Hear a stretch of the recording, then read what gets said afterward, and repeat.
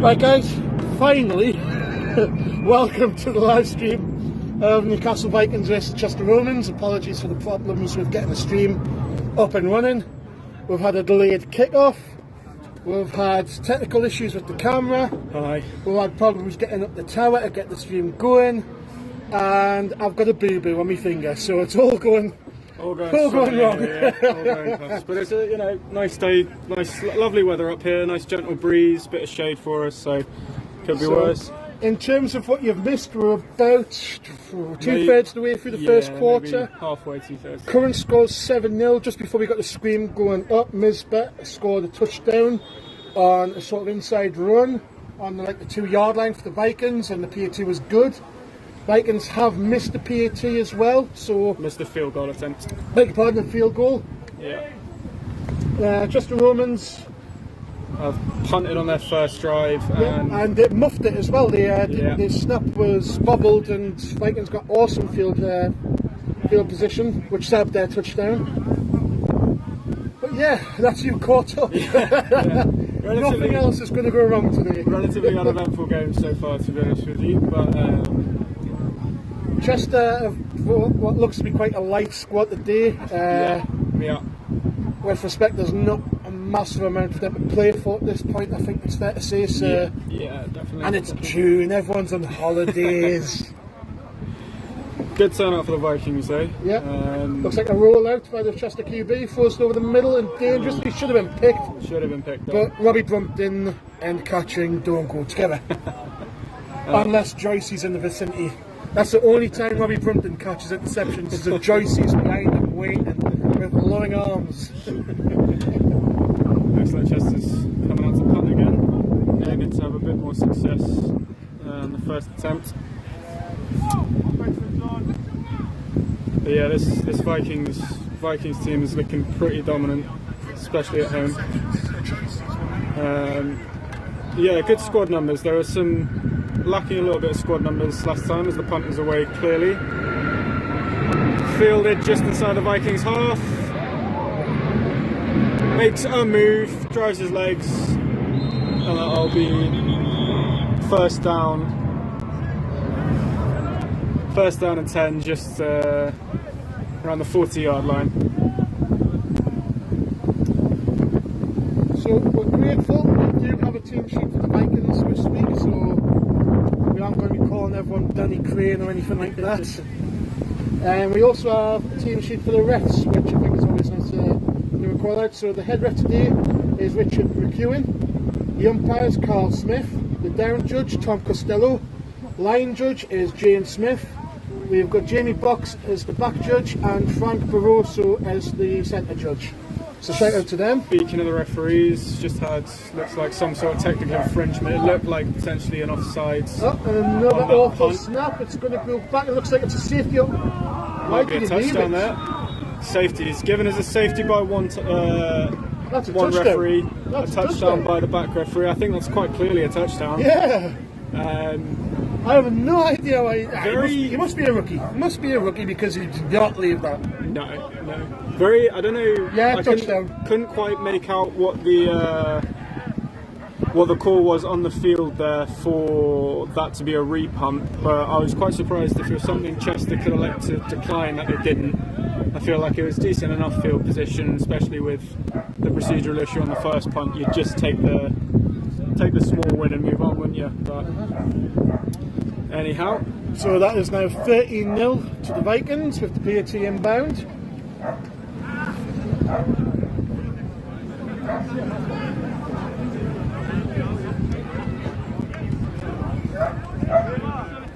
Vikings very much hoping to set up a clash the Titans, so to speak, with Yorkshire next week at Yorkshire's place. As the kick goes through good. Yorkshire hoping to go to that game 6-1 with the chance of taking the 1 seed in this division if they manage to beat the Vikings. As long as they win by more than 5 points, I think it is, they'll take the 1 seed. Vikings obviously just need to win or tie, I guess. If they get tied, they're still happy. So. Yeah. That's definitely really the only speed bump in very smooth sailing for the Vikings this season was that first game that we were commentating on here. against Yorkshire. So Chester put up a decent fight away. They got a couple decent fight away. touchdowns. First game of the season. But that ended 41-19 Yeah. in favour of the Vikings. So, I mean, compared to the matchups against Sheffield and Aberdeen, yeah, a bit more resistance, but still.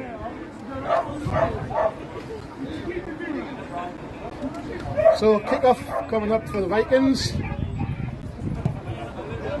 Sends a high and to their right. Oh, muffed by the returner who picks up on the second bite, but is tackled at about the 15. Good coverage there by the Vikings downfield. He's got about the 18-yard line, so as I say, good coverage. It's really, really easy when kick returner doesn't field it cleanly, or there's a weird bounce for your lane discipline to just completely break down. You start tackling with only half your body behind it. We would know nothing about that. Nothing at all. I don't touch special teams. So, yeah, good work by the Vikings unit getting down there. So third drive coming up for the Chester Romans.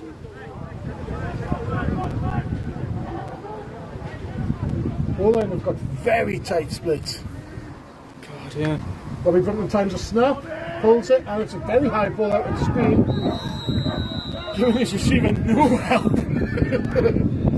I think they did give the receiver a little bit of help actually, because if he'd put any less air under that, but with that same flight path, if he'd zip that in there a little bit more, that is a brutal shot to the ribs incoming. To be fair, the receiver both looked at the guy coming to kill him and the ball and was like, oh god. Really didn't fancy getting up for that, which Business honestly decisions were made.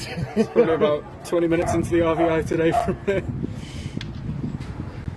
Quick drop back by the QB, throws it to what looks like the hitch, and he looks like he bowls. Is that a fumble or is it incomplete? No signal from the referees. Yeah, what we're calling? It looked to me like quite a clear incompletion, to be honest with you. Yeah. He didn't look like he took any establishing steps with the ball in his possession. Oh, but nice hit by Taylor Walton on the other side. it looks like a quarter incompletion. Yeah, it's probably fair. So 3rd and 10. Chester in spread with quite wide splits by the receivers actually.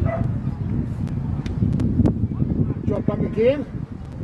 Goes at the crossing route, and it's well met by two Vikings defenders. So that'll bring up 4th and about 7, 8-ish, so you'd imagine the punt unit will come back again. Hopefully 3rd time's the charm. Yeah. They've had a snap go too low, a snap go too high. Goldilocks effect dictates this one's going to be just right. Yeah.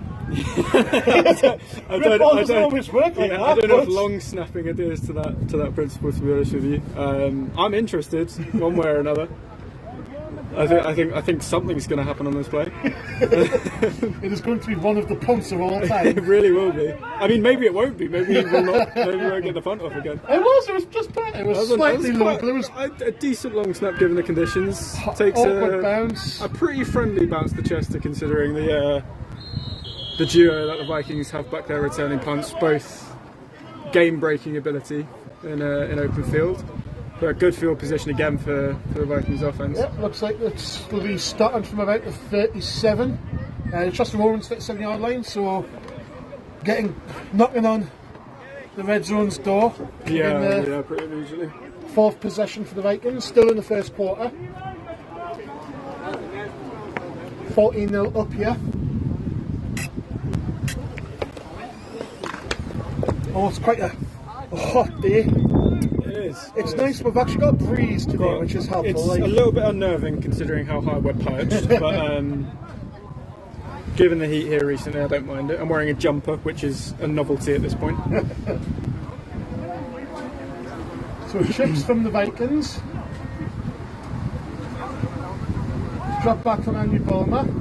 Throws it deep to the left. And that's an incredible Moss catch. Really number 89, catch. I've got the team sheet, so let's go and use it. 89. There's James Corner. Outleaping the Chester Romans defensive back. We don't have a team sheet from the Chester Romans, so apologies with that. If anyone knows any numbers for them, please shout them out in the comments. Pretty poor discipline from the corner there. I don't know, it looked to me like they were running some sort of cover 3, but he just let the receiver get behind him and just got his eyes on the ball too early before establishing contact there. Quick throw out to the right here, throw it to nothing really. Brings up second and goal for the Vikings. Thank you very much, Lee. I am looking good.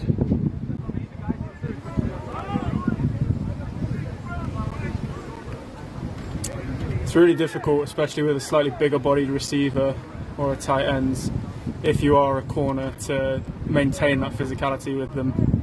But that is the risk when you let a receiver get behind you in those kind of situations. So you're just gonna get embarrassed. There's a diminutive backpedaler myself.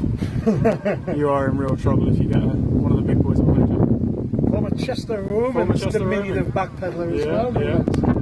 And up to the running back, finds a crease. Well tackled, looks like he's just short of the goal line, about the 4-yard line. 3 or 4 yard line. Brings up third and goal there. Yeah, Chester Romans under 16s Defensive Coaches Player of the Year 2019. Thank you very much. My mum's still got the trophy up in our hallway. Where do you go from there? Only down. Like, I never hit those heights again, to be honest with you. So yeah, very much bringing the neutrals view here.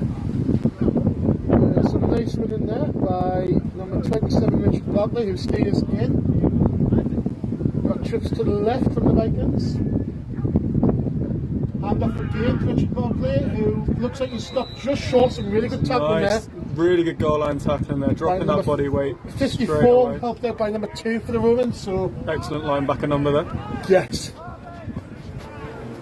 54, 52, they're the two kind of key numbers. If you don't have a 54 in the middle of your defence, you are a bit stuffed.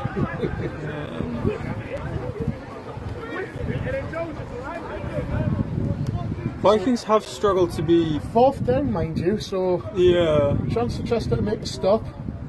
They already stopped them once on 4th down on the first drive, I believe. And up again. Oh, no, Dolmar keeps it. He's looking for the edge. No, throws it to James Conner. Really easy. Gets the touchdown. That makes it 20-0. Another whistle coming in. I don't know if we've got some laundry or some extracurriculars or anything. Not quite sure if they've given that or if they've stopped it. Referee's having a little chat. Oh, and there's no chance going across the line of scrimmage. So no, he's a good little while behind him, potentially. Can't see any flags, so I don't know if it's something after the play or... Yeah, nope, it's given a touchdown. All good. 20-0 to Vikings. Looks like the offense is staying out there for a 2-point conversion, which the Vikings have been attempting a lot of 2-point conversions recently. I don't know if it's a sense of getting these in the bank before playoffs, getting real line reps. Like the 4-yard line. Yeah, that does look a little bit a little bit deep for a 2-point attempt, but maybe there was a after. No, because you wouldn't get a 2-yard penalty. Playing in hard mode. We'll go with that.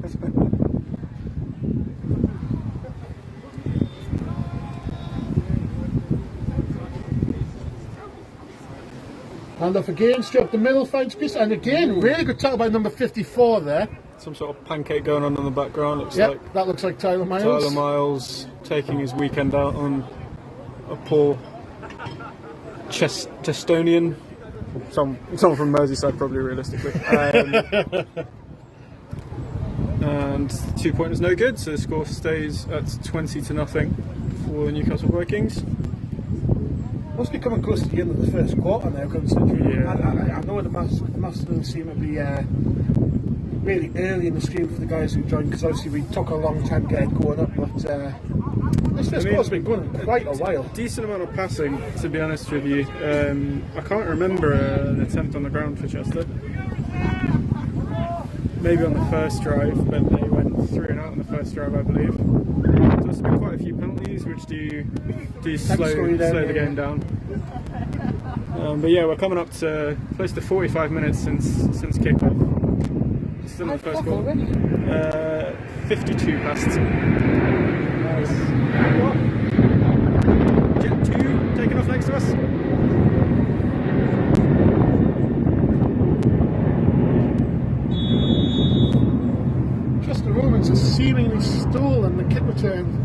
Newcastle readers, who also like to have a 5-3-1. And again, bobbled by the returners, although that's the fullback. Makes guy miss, makes another guy miss, big man moving, gets just without midfield. A nice return, that, to be fair to him.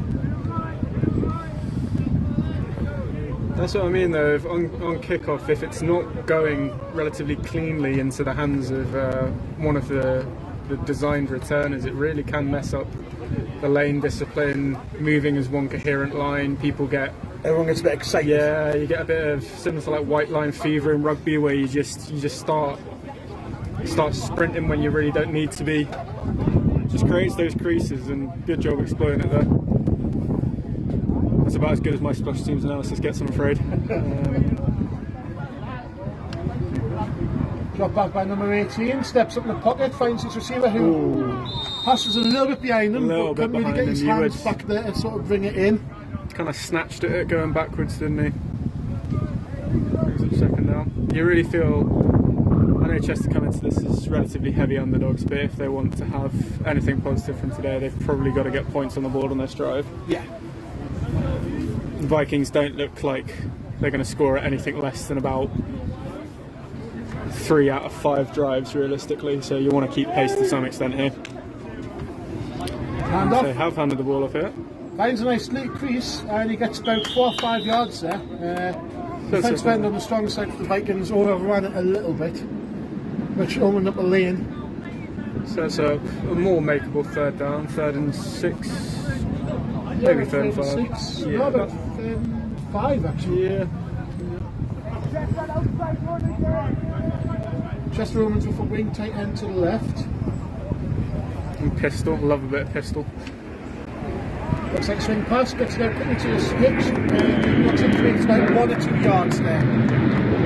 So, like 4th and 3, 4th and 4th, just short of the 40-yard line, the Vikings 40-yard line, so wouldn't be shocked if the Romans go for it. I'd go for it here. Not a very generous spot, to be honest. I think he caught that about 2 yards ahead. A little bit. Well, he got hit back. I think he established himself with the ball a couple of yards before. I'm surprised they haven't given forward progress there. Offensive staying out, the back end spread, so you can imagine there's some kind of pass coming. Drops back, decent protection, throws it the crossing route, and goes through Josh Penny's hands for an incompletion. But honestly, at that point, you kind of want your DBs to drop there to get the better field position. I don't know. I don't think Josh Penny will be particularly happy with himself there. That's the Brian Billick Ed Reed one, though, isn't it? Yeah. Go down! Yeah. As soon as he runs it back from 99 yard, if there's good job. Josh Penny is definitely one of the players that, regardless of the down it is, you probably want him to pick the ball off, really, don't you? Defense! He's got one of my favourite all-time Vikings highlights. I've probably said it on the stream before, but his first ever game was just after his 18th birthday, and he got a penalty for, I think it was unnecessary roughness for lead blocking. After the QB, and just 18-year-old, just turned 18, and he absolutely declared someone lead blocking. He's really never not lived up to that standard, has he? Looks like a counter play, straight up the middle, nice seam, breaks a guy miss, really powerful running back number 28, easily gets the first down. Didn't so much make a guy miss there as just kind of ignore him despite his best efforts, did he? There was no finesse to that run, but it really required a distinct lack of finesse, to be fair to him. Good run by number 28, Isaac Smith. I'm loving this team sheet.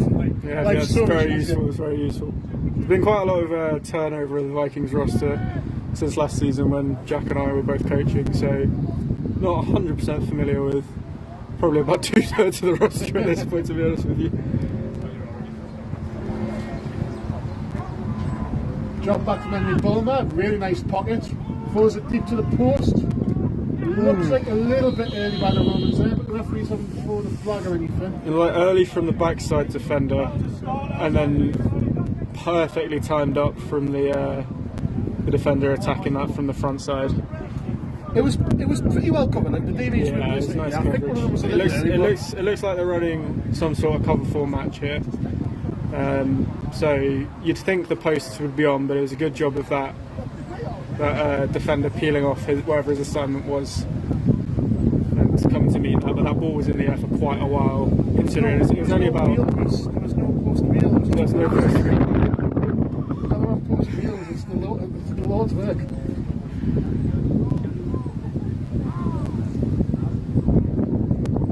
Looks like a tight one, doesn't it? It looks like 4 eyes or something, or 3 ticks. Yeah, it looks to me like. Again, finds the same. Dragging a guy with him, gets about 3 or 4 yards on the counter again. It's a pretty classic 3-4 defence here, so you've got 2-4 techniques lined up, heads up over And the that's tackles. also, they're inside the tackles. 4 eyes, call them 4 eyes then. They don't look like true 3s to me from here. They look like it's still getting a bit of the tackle. Such a defensive coach's answer. 3 ticks and 4 eyes are completely different. They are! They're not over the guard, they're not over the tackle, it doesn't matter. Yeah, you're alright. I mean, to be honest, on this one, they're even tighter by the looks of it. You might even call them 2s. It's a bit difficult from this angle, but. The creep down, it can't be a 2 because the linebacker is straight up on James Robson there. Drops back, throws a deep to the comeback for Anthony. Was in, really good catch considering the pass was a bit behind him. Cornerback looks a little bit annoyed at himself, but there wasn't much he could do about that. No.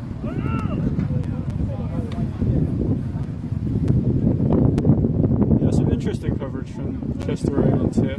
My favourite thing about the 3-4 defence is the amount of flexibility it gives you. It just gives you that extra chess piece. Will this outside linebacker rush or will they drop into coverage? But they seem to be just rushing 3 and playing some sort of quarters match behind it, maybe a palms. Well, Sean blitz there, mate. So I'm able to see if they added a couple of blitzes just to. This is a very good Vikings all line, so it is. Rushing 3 against them is honestly not going to get you very far. So it looks like a timeout taken by the Chester defence there. This first quarter still going. So the question is, do we call them quarters or do we call them elongated hydration breaks? Or shortened hydration breaks? Because honestly, change of quarters take less than the hydration breaks in the World Cup in a minute, don't they? Yeah, they do. Do quarters originate with American football being televised? Do you know? Honestly, because they're the only. I mean, it's only Americanised sports that break it up into anything but halves, realistically, isn't it? Baseball obviously has top and bottom of the innings. Yeah, same similar stuff to cricket. I mean, basketball has quarters, doesn't it? Yeah. Is hockey 3 periods? I want to say, or ice hockey is at least. Field hockey, I'm pretty sure, is quarters actually. What do you think about ice hockey? Is the goon and slapshot. They're the only things. Yeah, field hockey, I'm pretty sure is quarters. At the high level, at least. Cross aficionados. Yeah, any lax boys out there? We don't have a big Durham contingent at the Vikings this year, so less of a chance of there being a bunch of lacrosse scholars over here. If Matt Wilson is watching this stream, basically. Yeah, pretty much. So trips formation. Now the run back out there as well. So 4 strong to the left for the Vikings. There's your vortex. There's your vortex, aye.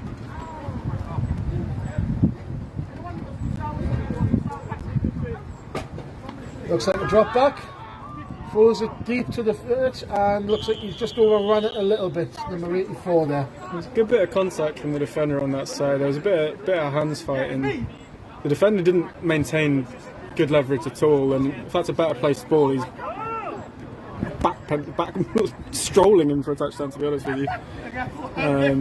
But relatively misplaced pass there.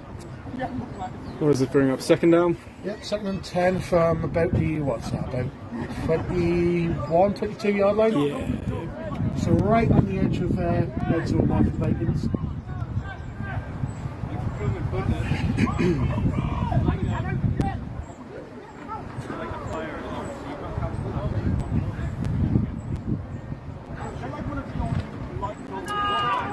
Hand off up the middle, still going, and tackled. So here's for a question. First and goal. Who is your favourite TD UK presenter from Lee Sessions? That's a really good question, which we have no good answer. I'll go with you, Reese. I'll go with myself as well then.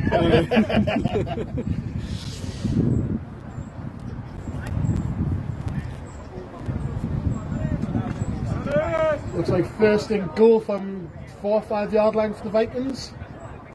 Looking like it's a 4-score game at this point. Yeah. Oh, is that the end of the first quarter? It's gotta be. Gotta be, yeah. My word.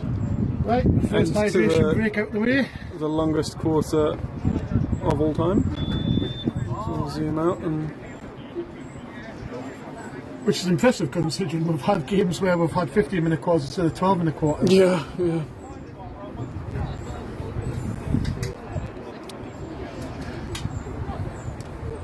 I used to hate that as well, just let it run over a little bit and shorten the second quarter. Don't make us walk the entire length of the pitch. Heartless refs. A lot of the style of defences that I played, if I was right down, I mean obviously if you're backed up on your own goal line, you're walking the full 100 regardless, but there were times where if the offence was on like their own 1 yard line or something, I'd have to walk maybe 40 yards sometimes. That was about it, especially on that Leeds Beckett pitch when it's like 80 yards. Pitch, yeah, 10 yard ends once. Well, I'm starting at 15 anyway, it's really not that far. So zoom it back in there for you.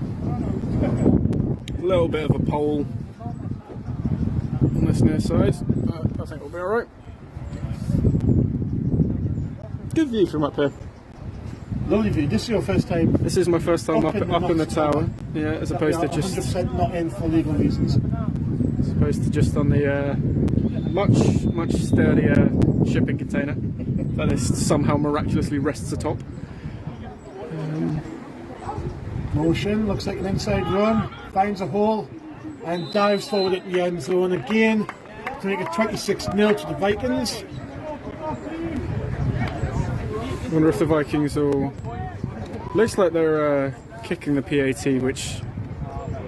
I know when you're up 4 scores in the first minute of the second quarter, it doesn't really matter, but that does just feel backwards to me, of missing the 2-point attempt when you didn't need to go for 2, and then following that up with kicking a PAT. I suppose if you get it, it means next time you can go for the 2-pointer and get in, you get the running clock in the second half on that score. Yeah, I guess so. But if you miss the 2 with PAT here, you can't get your got to score another time. Is that gone through? Yeah, it looks like it. Look like it, yep, there we go, there's the signal.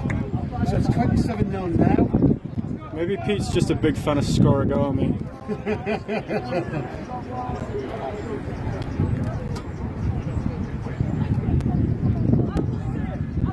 There have been some pretty unique scores so far this season. What was it, 54-2 away at Sheffield? Something like that, yeah. I can't imagine there's been many of those.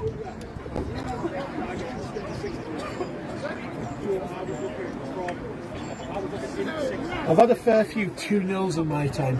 Yeah. I remember Glasgow University beat us twice.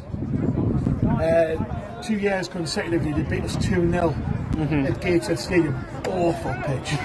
not that Glasgow University was much better. The Glasgow Centre. It's a lot better now, but it was horrible back then. Like an ice skating rink. Then we third in the final year, we beat them 6-2. But we went down 2-0 again. It was like another one. That was when I was fortunate enough to be part of the GB Under-19s programme as a coach last season. There was an away game against a Hungarian side, I want to say. Potentially German. No, German, yes. A German youth programme. That is not a problematic. It was because the scout film we had off them was against Hungary Under-19s, I believe. Because there was, you know, that relatively specifically Eastern European style of like horse and cart racing that still happens. There was one of those going on in the background. Onside kick.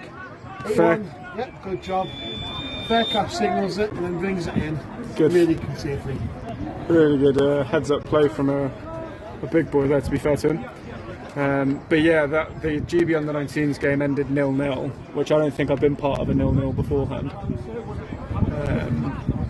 No, I can't say I've I've seen a 0-0 happen, I've not been part of one.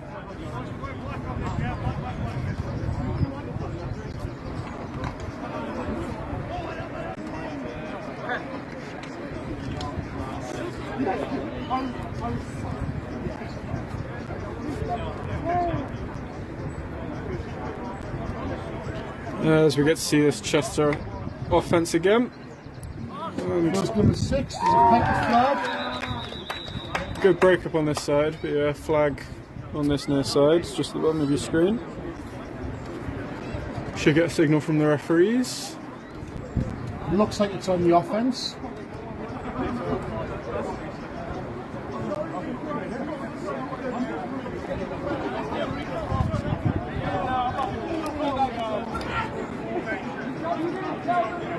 So illegal forward motion.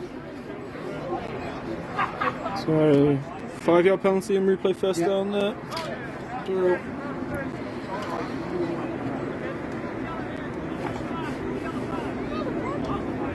Seems to have the crew of 6 actually. I was about to say, big up to the referees who I believe have come straight from refereeing a Gateshead Senators game.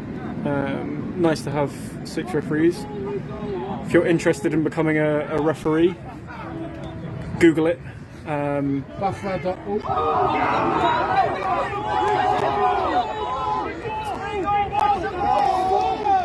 Feels like everyone's ribbing Enrique Baptista Borges for not looking at the ball. Completely understandable. Yeah. Horrific mistake there from But great shame on his family. big number 0. Looking 0 for how many interceptions he's got in the season. Looking very D-line-ish this year. Yeah, what is it? Bafra.info. Yeah, if you're interested in becoming a referee. I think I mentioned this on the last game that I was on, which will have been the Sheffield, I believe you were on. That there's only like one referee in the North East region, which is terrifying. Yeah. Everyone's got through the Vikings there, though. QB's making himself. And he's being Enrique for the speed of the corner. 100% lost the step there, like.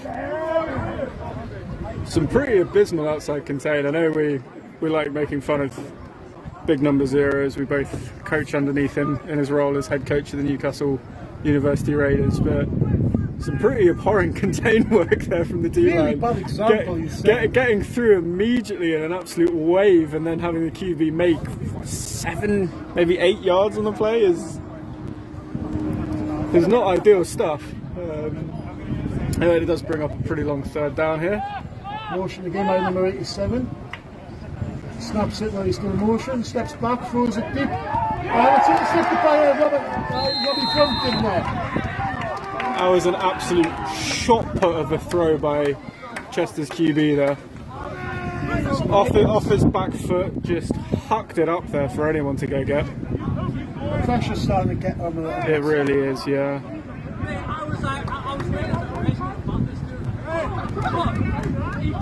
I don't know if you heard that. Taylor Walton stood behind him. It was like, oh right, okay, so where do I need to be for when Robbie Brunden bats it down, because there ain't no way he's catching it. But he did catch it, Taylor. A nice athletic pick from the big man. From the big man in the middle.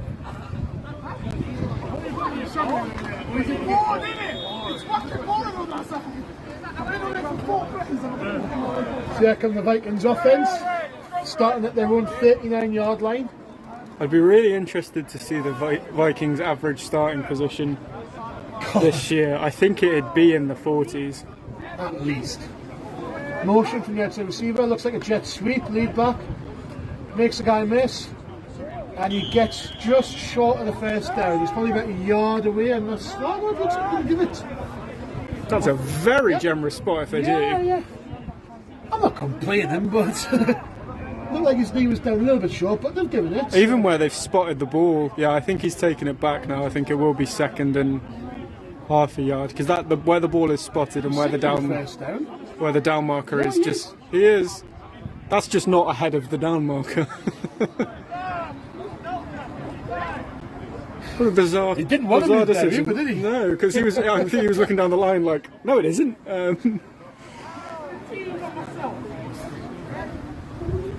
Motion again.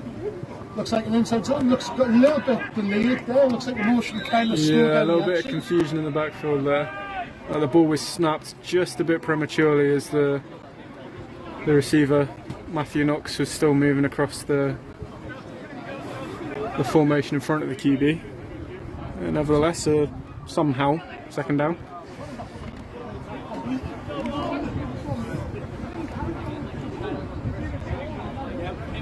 Well, looks like a general spot there as well. Looks like they've got 2 yards now, which I didn't think they did, but I'll trust them. So it's up second and 8. Motion again, looks like a jet sweep again. Decent block by Nussbaum, receiver gets to the outside. Makes the first down, spins back inside, and looks like he's gained about 15 yards there. Some good running there. Jay Moore lead blocking and then celebrating afterwards. As he should be. Big men can move. It's one of the benefits, in my opinion, of a 3-4 defense is having those 2 inside linebackers means you should be able to flow to pretty much everything. And the Vikings haven't really been necessarily running outside, but they've been getting to the edge, or at least kind of up the alley. And the flow from the second level defenders here for Chester just hasn't been able to. They're very shallow though. Yeah, they really are. All the linebackers are like a yard or 2 behind, so a misstep and they're out of play anyway. Like you see that there's a motion in the outside linebacker. The inside linebacker big bomb. Oh, there's a stone-handed drop here. Too much time for him. He just. Some receivers are like that in a way. They're too open. They can't just not think about I'm going to get an extra 5 yards in the arc here. Yeah. But yeah, very little movement from the Romans defense here.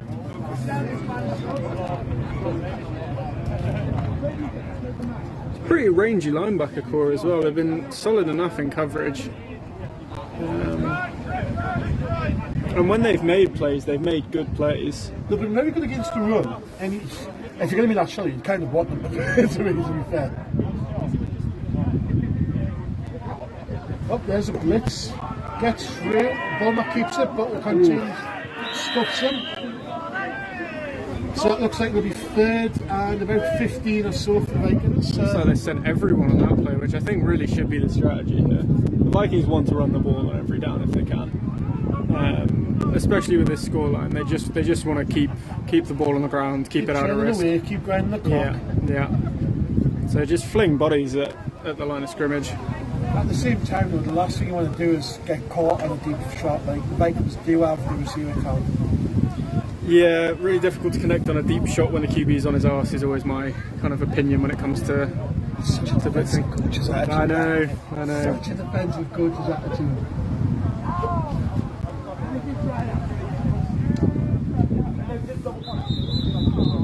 You got a flag here? Is that another delay? Looks like a bit delay game. I didn't see him signal 10-second warning there. No. Which he usually meant to, but. Yeah, got a delay of game signal by the referee. So coming up on 20 there, yeah. So not a lot in the play. Yeah. I think there's odds evens that this ball gets put in the air anywhere near the first down marker and just kept on the ground here, to be honest with you. Inside handoff really wins for us. There's a YouTube page where it's basically taking a look at everyone's defensive coordinators. The answer here is screen. I'll never expect it. Nope, looks like 4-8. Kiwi's got eggs and time, steps up, heaves it down to Matthew Knox, who had a shot at it, but challenging catch. I also think Bulmer was very, very close to the line of scrimmage there. Yeah, he was right on it. I don't think he had enough over to draw the flag, but only just about. And punt unit coming out here. I believe this is the first punt of the game for the Vikings. I would not be putting money if I was Chester's special teams coordinator on the Vikings not running a fake here.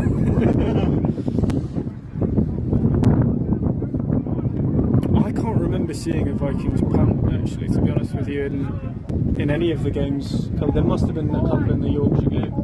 I think there will have been. Pretty sure they would have been. They didn't stand out to me. Punter's throwing a fake, as you said. It's wide open for number 81, is that? And there's a late flag in the backfield, so we'll see what that is. Called it. Yeah, you did. You did. Channeling my inner 2019 Tony Romo there. Back when he's still new enough to be good at predictions. Waiting for a signal on this flag here. Punt unit's staying out, so I'm guessing it'll be a repunt. Some sort of procedural issue. Got a signal from the referee here.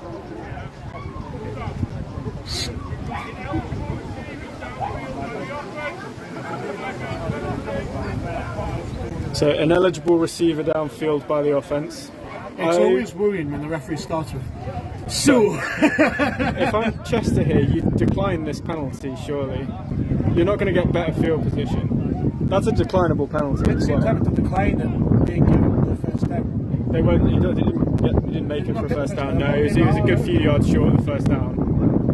It's probably 4 yards short of the first down. You'd decline the penalty.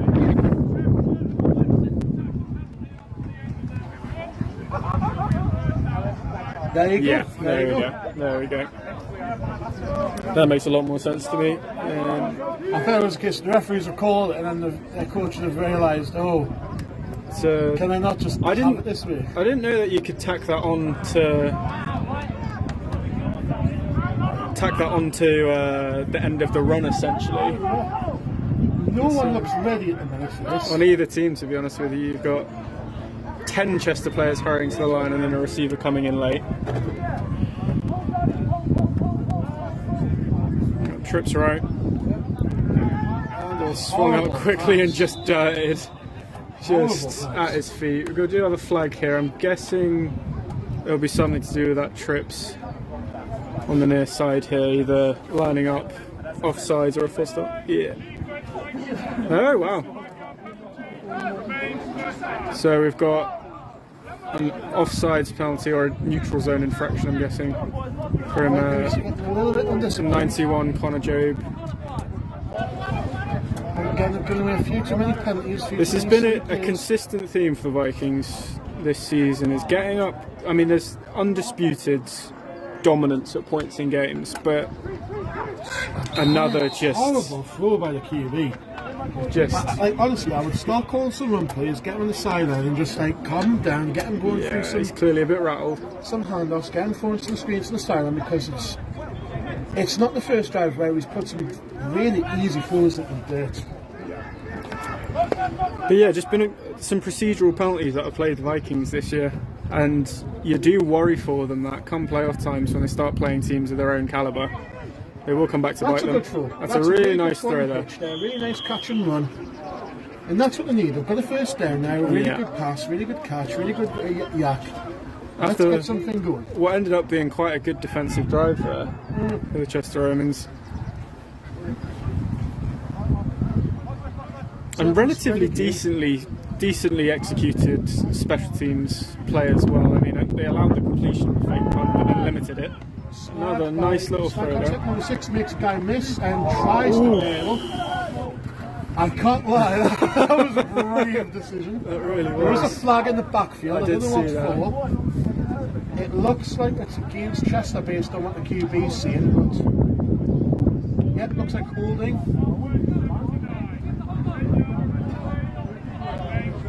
That's horrible. Bit of a drive killer. Bit of a drive killer there, isn't it? That was a really nice catch and run. It really was. A little bit nice little bold at the end. So the outside receiver number 6 ran a little spot route, fought in the inside receiver in the corner, running back around a swing.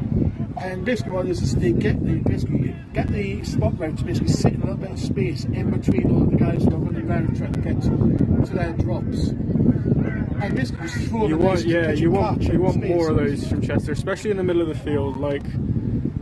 So this is a screen number 6. Oh, horrible throw. That might have gone, by the way. I think that went backwards. I think that went backwards. Sorry, it was a backwards pass. I think that went backwards. I think that went backwards about a yard there. I think it was definitely behind the line of scrimmage, beg your pardon, but it was. I also think it was backwards. I think it was backwards. The referees have been a little bit spotty so far today. They've given them the benefit of the doubt. Benefit of the doubt, aye. Yeah, that was definitely backwards. I think Taylor Watt was well within his rights to be pretty aggrieved by that call there. Motion by 81. Looks like a handoff. Number 1, he's got the edge. Good work by the corner Really on the contain. Pretty poor flow from the Vikings there.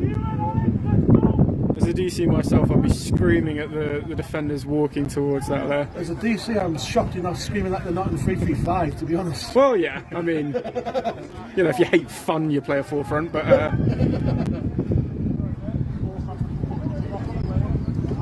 anyhow, brings up this third and very long after a relatively patchy drive for Chester. It all seems to be coming apart at the seams here a little bit for them on offence. Shot puts the gear. Just to no one. It looked like he had a shot. It looks like he had a shot up the seam to his inside receiver there as well. Looks like a flag. I can't see what the Yeah. signal is. Still waiting for the head referee to glance in our direction and let us know.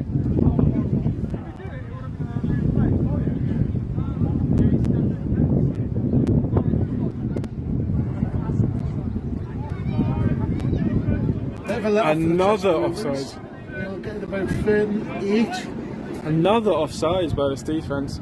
Again, it's just when you have a lead, bit of complacency comes in.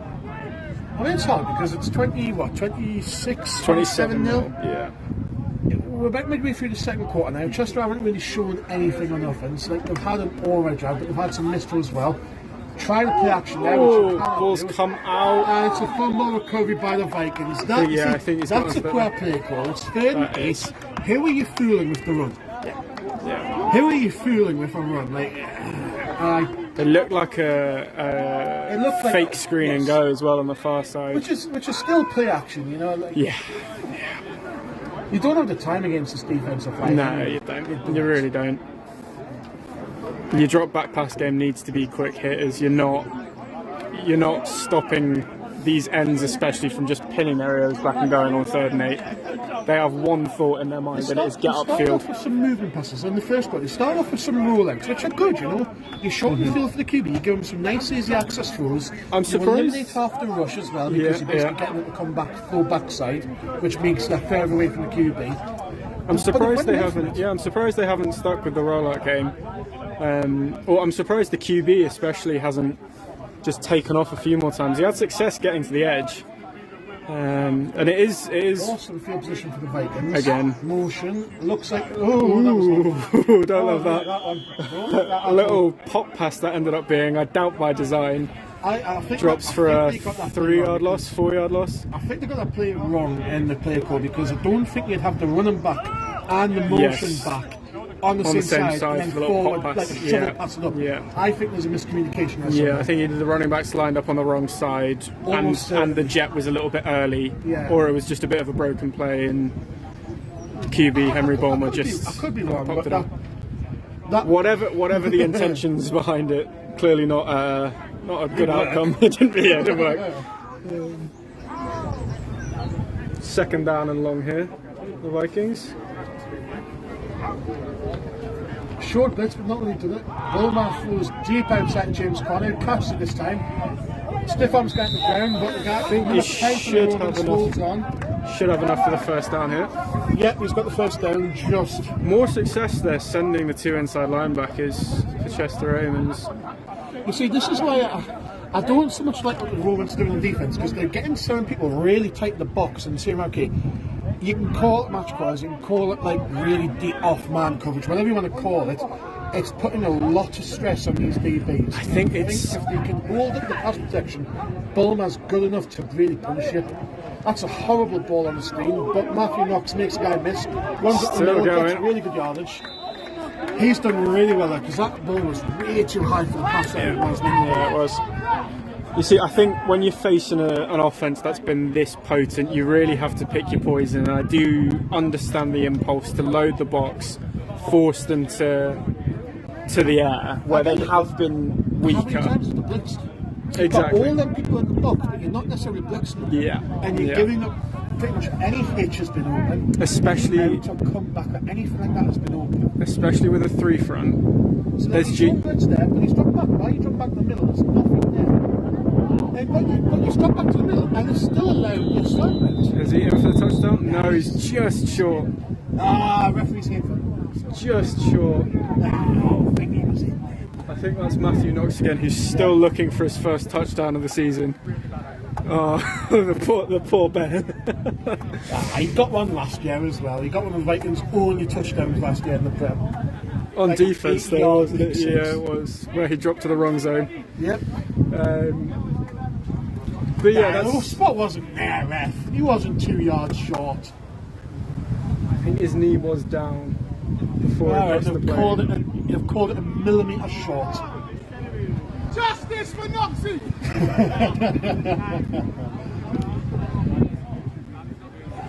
But yeah, it is confusing to me with a three front why you wouldn't send at least one blitz every time. You still have your 7 in coverage, you can still play your 3 high 4 low, you can still play your man with multiple zones to take away the middle of the field. But yeah, those outside linebackers are not pushing wide enough, and then the insides aren't picking up those little sit down routes over the middle. It just seems a bit confused, you know. Play, I don't like that. Swamped in the backfield immediately. Right. That feels like an almost give up play call realistically from the 1 inch line. What they're doing is they're buying more space for the pass. No, if you're going to toss it, is that down? Ah, will have been because it was. Yeah. If you're going to toss it, you need to really get the guy running at speed outside. Yes. You don't want him to catch it and then have to start again. Yeah. While making them have to come short to get it, because what's he got to work with? Yeah. His momentum's coming back inside to catch it. He can't then change and go outside again at speed and expect to beat anyone. The three D linemen for Chester have been doing a valiant effort, and the positive plays have been led by them winning their one-on-one opportunities. He's got time, throws the corner. I know. Oh, did he catch it? He bobbled it. He caught it on the second shot. Yeah, and it's given us a touchdown. Really good job. Apologies. Just about caught on the camera, I believe. There's not much we can do with that, I'm afraid. That's just time. The just loves throwing it where we can't show it to you. The structural integrity of this tower isn't enough for me to want to start moving things. Nice pitch and catch there on this near side though. Poor Matthew Knox. Limping off to the sideline, shaking his head. He does look a bit devastated, to be fair to him. He's been a real bright spark, and his ability in the run game, especially from wide receiver, and his blocking ability has helped propel this Vikings offense. There's the PAT. Tom Brady Jr. doesn't make it on the catch behind the field goal. That makes it 34 to zip. Not yet.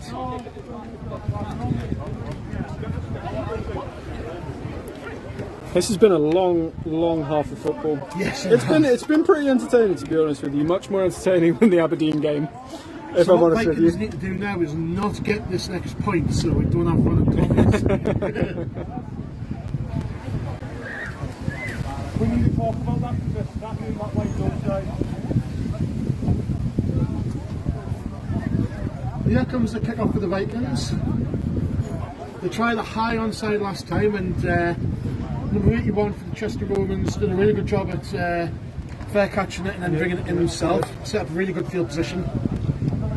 Romans started out quite well, but then kind of penalties got in the way and they gave up a really awful sack. But we'll see what happens. Vikings set up an unbalanced kick-off here. They've got 6 to the left, 4 to the right, so you would imagine it's going to the left. Taylor shot one and bounces up. It's close. Why is he leaving that?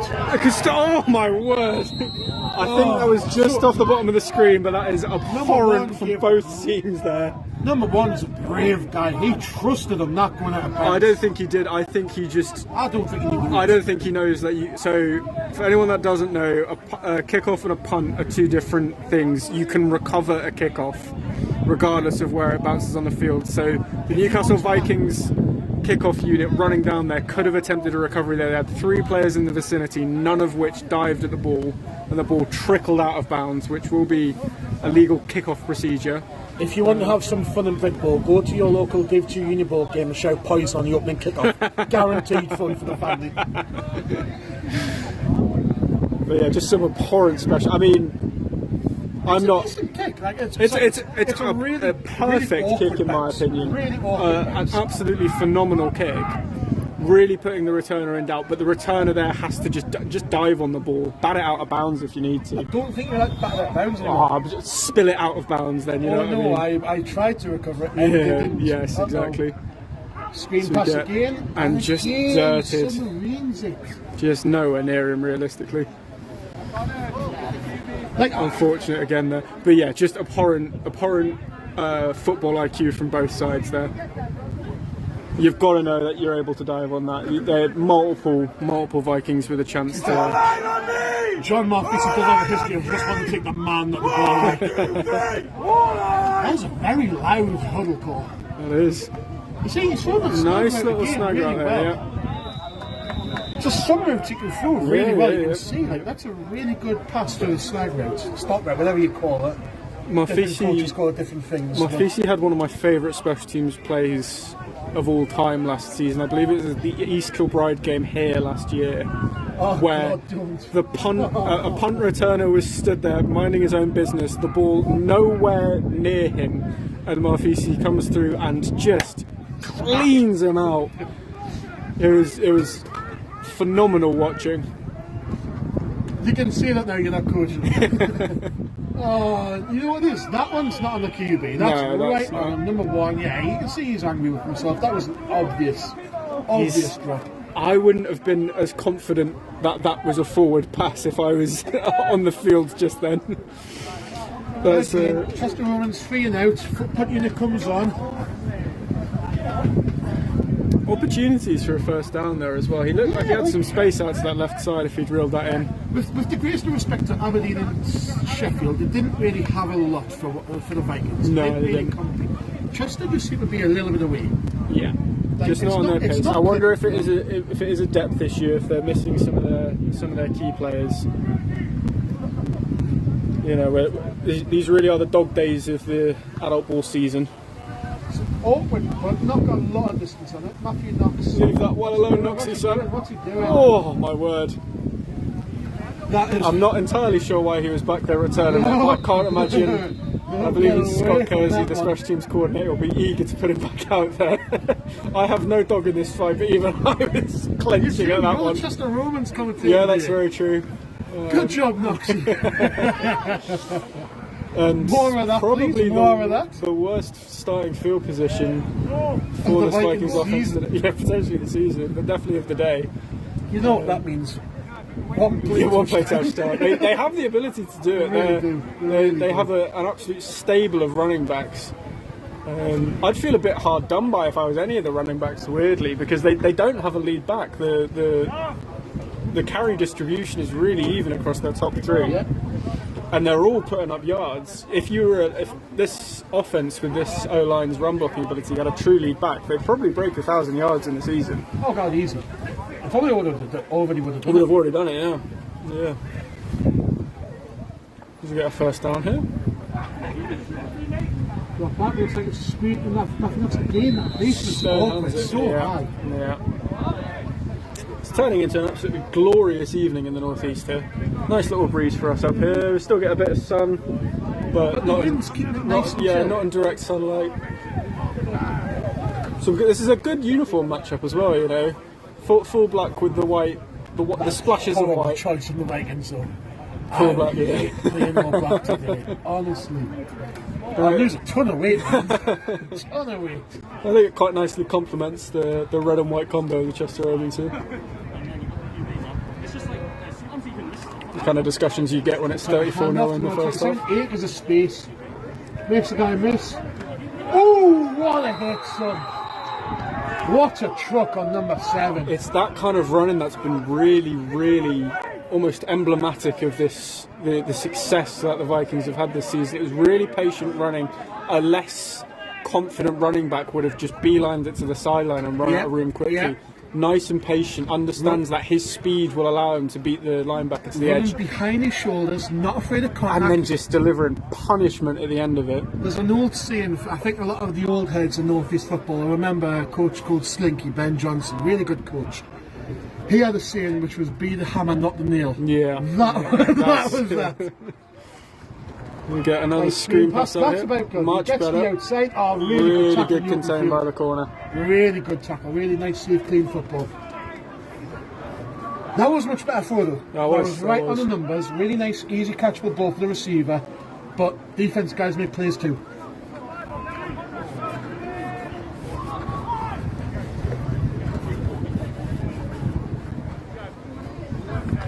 Puts the Vikings behind the chains here. Actually, it went down as a tackle for loss. Trips again, really wide splits by Noxie, right close to the sideline. Full strong, running back on the same side as the trips.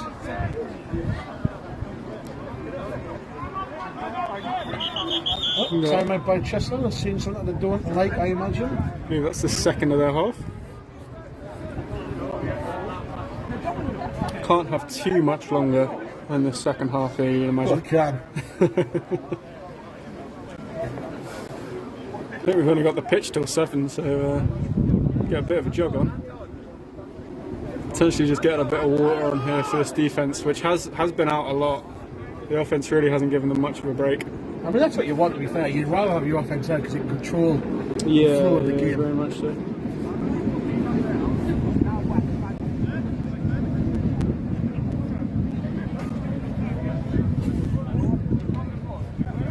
Not too many planes today. It's a bit disappointing. One of my favourite aspects of this quite novel field is the amount of planes that come off the tarmac next to us at Newcastle Airport. Just the Romans tried to curry favor, giving the ref some water. Shameless. Shameless that. That northwest charm for you. Chester's a lovely city as well. Very picturesque. A good day out. It's not got a lot of competition, mind. In the area or just in general? Northwest. Yeah, that's probably fair. Unless you've had the pleasure, the privilege of a nice little away trip to Barrow and Furness. I have not. Wonderful place.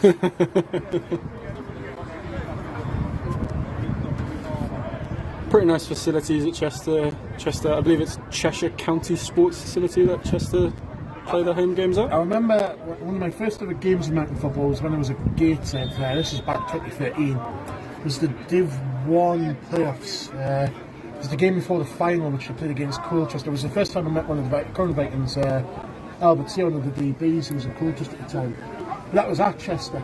Got back from Bulmer. Oh, he's got Anton deep, and he's overflowing him a bit. Just not quite on the same page there. Anton was a step slow getting off the contact from the corner. The throw was just a little bit too deep for him. We've got a flag in the backfield. A lot of flags this half. Question is, did that look like post wheel to you? It did not. The weird thing is, I don't know where that comes from. I'm not a massive post wheel fan, but my reputation is I love post wheel. Don't know where it's come from. Everyone knows my favourite play is a drop slant right over the middle of the field. Looks like I had a personal foul on Big Red, number 60, on the Vikings offence there. I'm not sure. I didn't see it as we were obviously tracking the play there.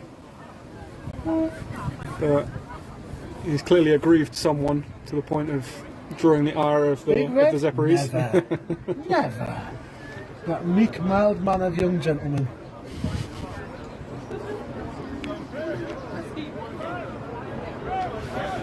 It's the depth that the Vikings have managed to garner at O-line this year is some of the best I've ever seen in Britball. Probably the best I've ever seen in Britball, realistically. It is. Get another flag.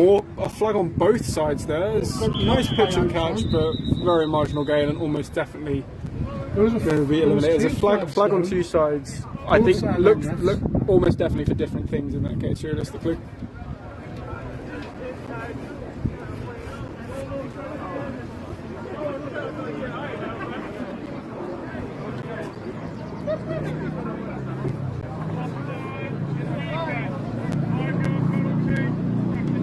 So offsides, an offsides by the Chester Romans defence there. So 3-5 yards in a re-attempt at the second down there.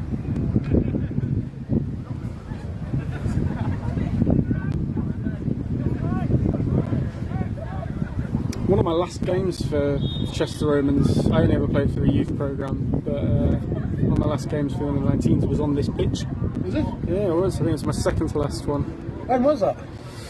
2022, I want to say. Spring of. Drop back. Oh, the hitch is up. Escapes the pocket. Looks to throw it left. Oh, nice interception. He's got the sideline. Still going. That was just a mission. How much should have taken off? Yeah.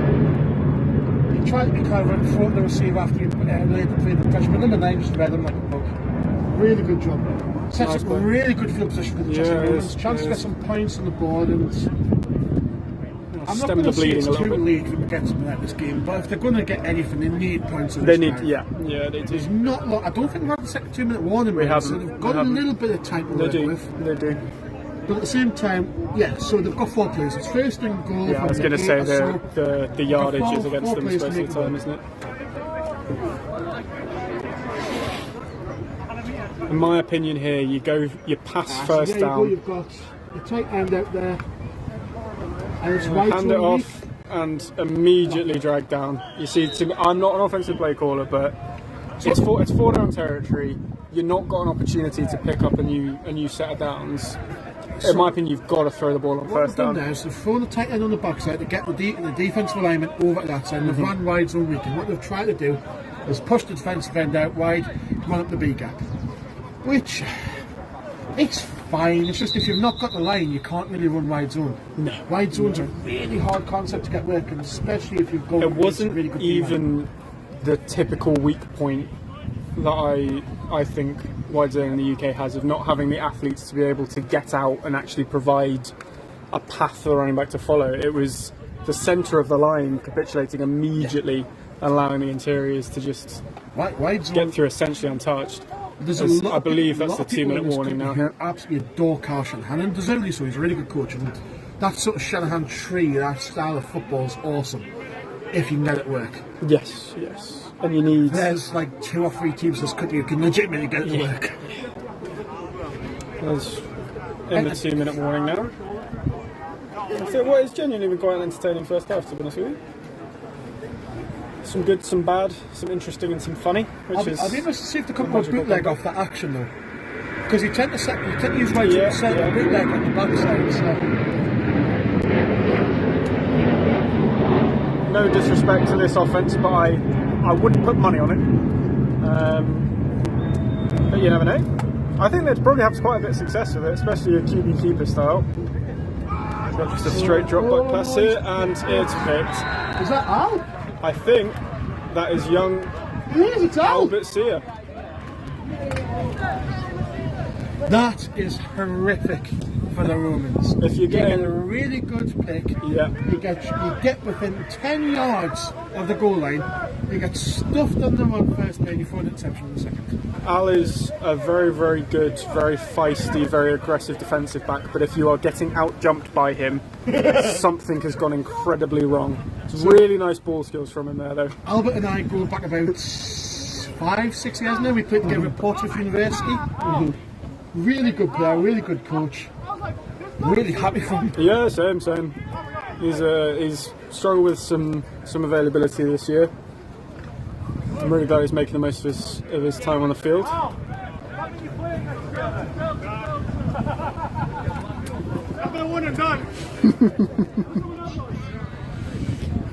Has probably got about 1:50 here for the Vikings offense, backed up on their own 10-ish yard line. Now tight end out, rolling back down, oh, he's got the ball, ball's on the ground. I think Chester might have got onto it. Come up with it. It depends on what the refs say. Yeah, the refs give it to Chester. So we've got back-to-back turnovers. Let's see. Late in the second. If I wasn't commentating, I'd shout, "Do it again, Al!" But a little bit unprofessional. Can you imagine, though? Can you imagine? It is a genuinely incredible. I mean, obviously not in this situation when you're up by so many scores. but in a tighter game, there is genuinely few more infuriating feelings than turning the ball over on defence, getting over to the sideline, and before you've had a chance to even take your helmet off, the offence turning the ball back over. Defence ready. Defence ready. No, it's not even defence ready. It's defence on now. Come on, lids on, lids on. Oh. Well, I'm getting angry thinking about it. Time out by Vikings taking their first time out of the half, I believe. So. Looks like a bit of confusion with D-line getting out there. Yeah, I think what's happened is that they've rotated a bit of the D-line. Yes. And Conor Joyce, the defensive head coach, has said, "Are we sure about that? Yeah. Are you sure we want to do that right now? Yeah. Let's not give Chester an inch." No, in my opinion, keep your best 11. Which, to be fair, I think there's a couple different combinations of this defense at pretty much every level where you can understandably argue for that being the best 11. Stacked on both sides of the ball, to be fair to this team. But yeah, I'd keep my starters out there just to close out the half without any more hiccups. So it looks like there's no first down markers again, so it looks like Chester Rovers will get 4 shots at this. Yes, which is unfortunate, to be honest with you. In my opinion, you'd want the extra yard. You'd want the extra yard, wouldn't you? Just give you that kind of, not necessarily even safety blanket, because it's about as likely as scoring a touchdown, but mentally you're just like... Pull my shot here. I think there's a snag to the boundary. I think number 6 is going to run that spot right again. Number 1's going to run his swing route. Much harder to do it in the tight red zone when the... It is. And the ball's there. You called the shot. I think that's on defence. I don't know, I think that potentially is a hold with number 79. He's had one called on him already, dragging 94 down to the ground. I think I've spotted the tell with Chester, by the way. I think their running back, if he's running the swing, lines up about a yard behind. If he's running, he's about 2 to 3 yards back. Yeah, it was a hold. Costly mistake. Costly in its area. It was a nice play. It was a really good, well executed first down play in the tight red zone. So, I also see like 3 games for the Vikings last year, and when I took over, snag was one of the concepts I installed. It worked like a charm against AKP. First 2 times I called it. Third time it went for a pick 6, about 20 yards, mine. But a little snag route, especially if you play a little match, is something you can really tee off on. Get a bit of movement from the QB. Who was he throwing that to? Was he throwing that at 2 or 87? I think it was 87. It looked to me like it was 87 leading him towards the sideline. You'd think he'd put a bit more air under it, try and put it kind of only where his receiver can get it if he was aiming for that kind of wheel up the sideline there. But yeah, predictability on underneath routes is an absolute death sentence, because especially if you've got a patient safety, patient kind of outside linebacker, that overhang area, you have to throw it basically blind to get the timing right. If you can just squat on it and drive down, if you know what's coming. It was a flag again. That run's gone absolutely nowhere. Handing off on second down after a 10-yard holding penalty to me is just... It's not how I want to go out. No. You know what I mean? Probably another offsides if I had to guess. Yeah, it looks like it. Should be the 4th of the half for the Vikings. What have we got, Mr. Whitehat? This game is, I don't want to say it's got scrappy, but it's got a little bit sort of... Touchy, isn't it? Yeah. The quality is kind of waned a bit as the second quarter's gone on. It's just, in my mind, just unforgivable for a D-line who you can just tee off here, lads. Like, you are wreaking absolute havoc on this O-line. There is no need for you to be lined up within, like, half a foot of the offside line. Oh, well, catch by number 6. Still going. Still going. Oh! Yeah, that. My word. What's it? Welcome to Amsterdam. Population you, bro. Oh, my word. He's got straight back up for it. Fair play. My ribs hurt from that. Phenomenal work catching a tipped ball, battling through the first tackle, and then an almost cartoonishly violent tackle. Like, he disappeared.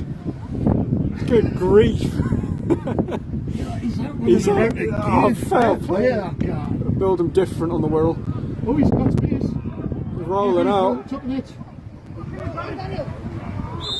That should be a flag. That should be a flag. I think the referee's given them that one, but that one's 100% a flag. The flag in the backfield again. Probably another hold on the backside, if I had to guess. Yeah, Connor Joe was a lucky boy there because he did throw him out of bounds. I've seen QB. It's one of those of it is unfortunate with the state of refereeing in pretty much any sport, and I think it is a bit human nature. Just see what the call is. Yeah. That's a double whammy there because I think that. Yeah. Just push them back again. But yeah, if the QB goes down there violently, or if he goes down on the other sideline and his teammates all go, whoa, you'd probably get the flag thrown. But if you just kind of eat it. I mean, as an offensive lineman, if I had seen that, I would naturally be sprinting over and saying, what, excuse me, sir, what are you doing to my quarterback? Yeah.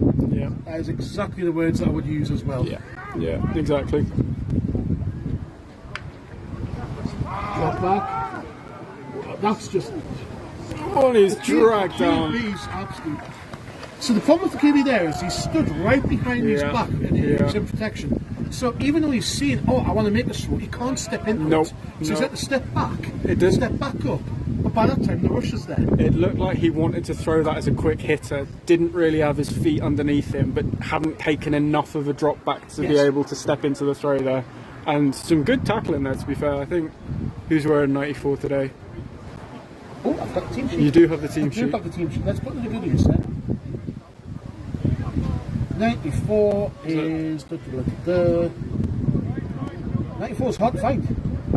There we go, Joel. There's a Joel, I thought it was Joel, yeah. Some really nice tackling from him there. Is that the half-time whistle? I think time might run out. That is the half. Alright, so quite an entertaining half. Score of 34 to zip. That the half, I imagine they'll last for an expedited half, to be honest, considering the pitch has been booked till 7 and we don't want to annoy. Oh no, it's timeout. Timeout with 1 second remaining. My word. I can't lie, kind of love that. Yeah, I respect it. I respect it enormously. It's fourth down. Yeah, of course. Take time out, get your shot. What are the odds this is a run though? Let's call it fourth down. What if they punt it? No one will expect a fake punt run just in. Madden special. Oh no, it's a field goal. Good grief. Okay. You see. I detest special teams on a fundamental level, and people keep giving me reasons to. Are they icing the kicker? Yes! They are icing the kicker. Yeah, I love that. My word. What is this? Where's the ball? The ball is on the 36-yard line. So that's a 53-yard attempt. Have I got my maths right there? Roughly. Hey, I'm the history student, you're the engineer. If you're not showing the maths, I ain't got a shot. Yeah, ball on the 31. Ball on the 31. Apologies, not the 36. Okay, so that makes it 48-ish. 48. Yeah, so not 5 yards off my original. But just still, I can't remember seeing a 48-yard kick in the UK. Maybe Danny Crane last year. Funny enough, Vikings are going to kick who can probably yes, make that. he probably can. I can't remember seeing him attempt one this season. Swapped out the returner. So what they've done is they've taken off the DB and they've put a running back on there to return just in case, which is actually quite smart. Yeah, I mean, the DB was Josh Penny, so 6 and 2 threes in my opinion, but still. Alright, let's see it then. Oh, it's a fake! Oh, I love that, yes! Oh, magical stuff! That's good absolutely magical stuff from the Chester Romans. I like that. I take back everything I've said about special teams. That is wonderful, wonderful stuff. And a fascinatingly bizarre end to the half there. I'm not against that. Do it again on the XP in my case. That's genuinely really good work. If I am the special teams coordinator for the Vikings, the entire special teams and probably the entire defensive unit is staying out at half-time to do press-ups. That is unforgivably dreadful. It's a 48-yarder. One thing I will say, it's going to take Josh Penny off. Yeah, he's not letting that in, is he? Looks like they made the PFC, so 7 points. Yeah, they've made it, so Really good end to Hertfordshire. Really good end to the Hertfordshire. However, I mean, if I'm OC, I'm livid. yeah, that's their best offensive play by quite a way, actually. This fake field goal and a dejected looking unit coming off to the sideline. To be honest with you, a validly dejected one. That is abhorrent stuff to give up. I mean, the Vikings have given up, what, 5 touchdowns all season now? Something like that, like 2? No, it'll probably be 6. No, it's 7. 7. They give up 3 to the Newcastle Romans away. Yes. Give up 1 day. And they've given up 2 to Yorkshire. It might be 2 or 3. I think it was only 2 because they were driving for the third when they were trying to score. So that's the total of 6 for the season. Yep. 4 with the Newcastle Romans, 1 of them on special teams. I don't know what the scores were like against away. I wasn't at the game, but It was relatively comprehensive, as I recall. Yep, Again, so- wasn't there, but we're expecting the second half to start roughly it's about 10 minutes away from now, so it's about 7 minutes past 6. I imagine it'll be next to the half. It might be a little bit later than that, depending on what the refs say, but we're going to turn off the volume just for half time, but we'll see you back in about 10-15 minutes.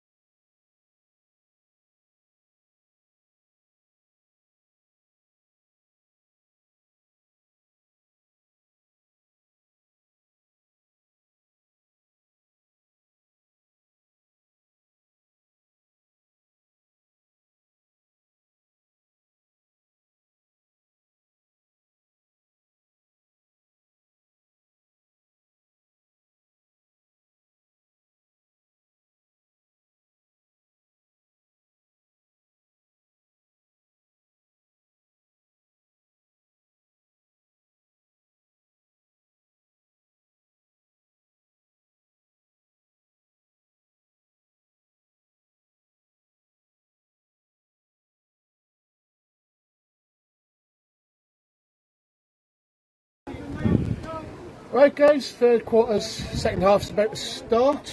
A little bit later than we expected, but we're about to see the teams take the field.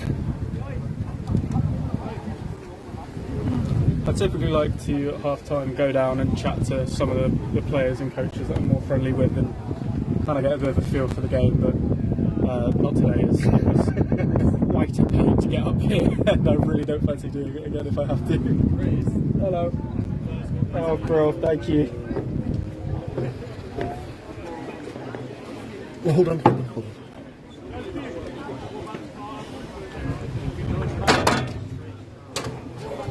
That's yours. We're currently trying to get some drinks choked up because it is very hot and it's not easy to get down. But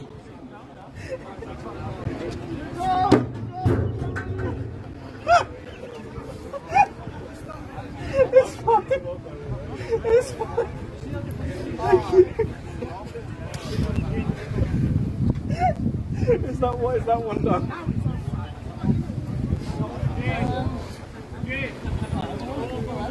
Is it done? That's alright. thank you, Ali. Yours, I'll grab that one on the way down later. Thank you. The best bit is that was all left on there. I didn't put the meat on. No, Everyone at home across the world got to experience Ali Williams trying to force two balls. To be fair to him, he tried. He very kindly bought us each a bottle of Lucasade, which is very, very Needed. grateful for today. Oh, another attempt. Yeah. Just that much. No, it's Thank you, mate. honestly fine, just leave.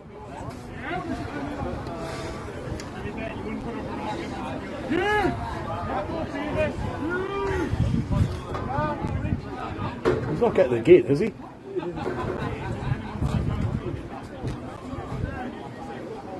Yes, see your players like He's committed. kick off, team! Let's go! Kick it off.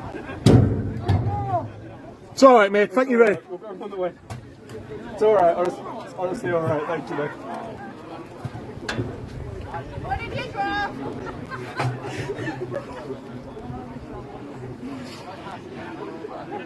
We're having a moment here. Ali bought us some earlier before you got back. It's all good.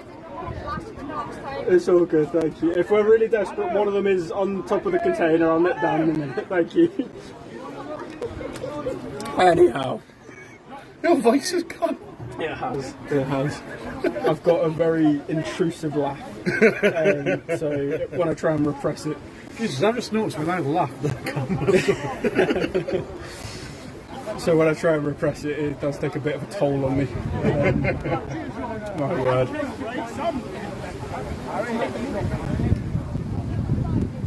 It's gone really nice. Like it's sunny, It but is. it's chill. It's a lovely evening. Cool. It is, yeah.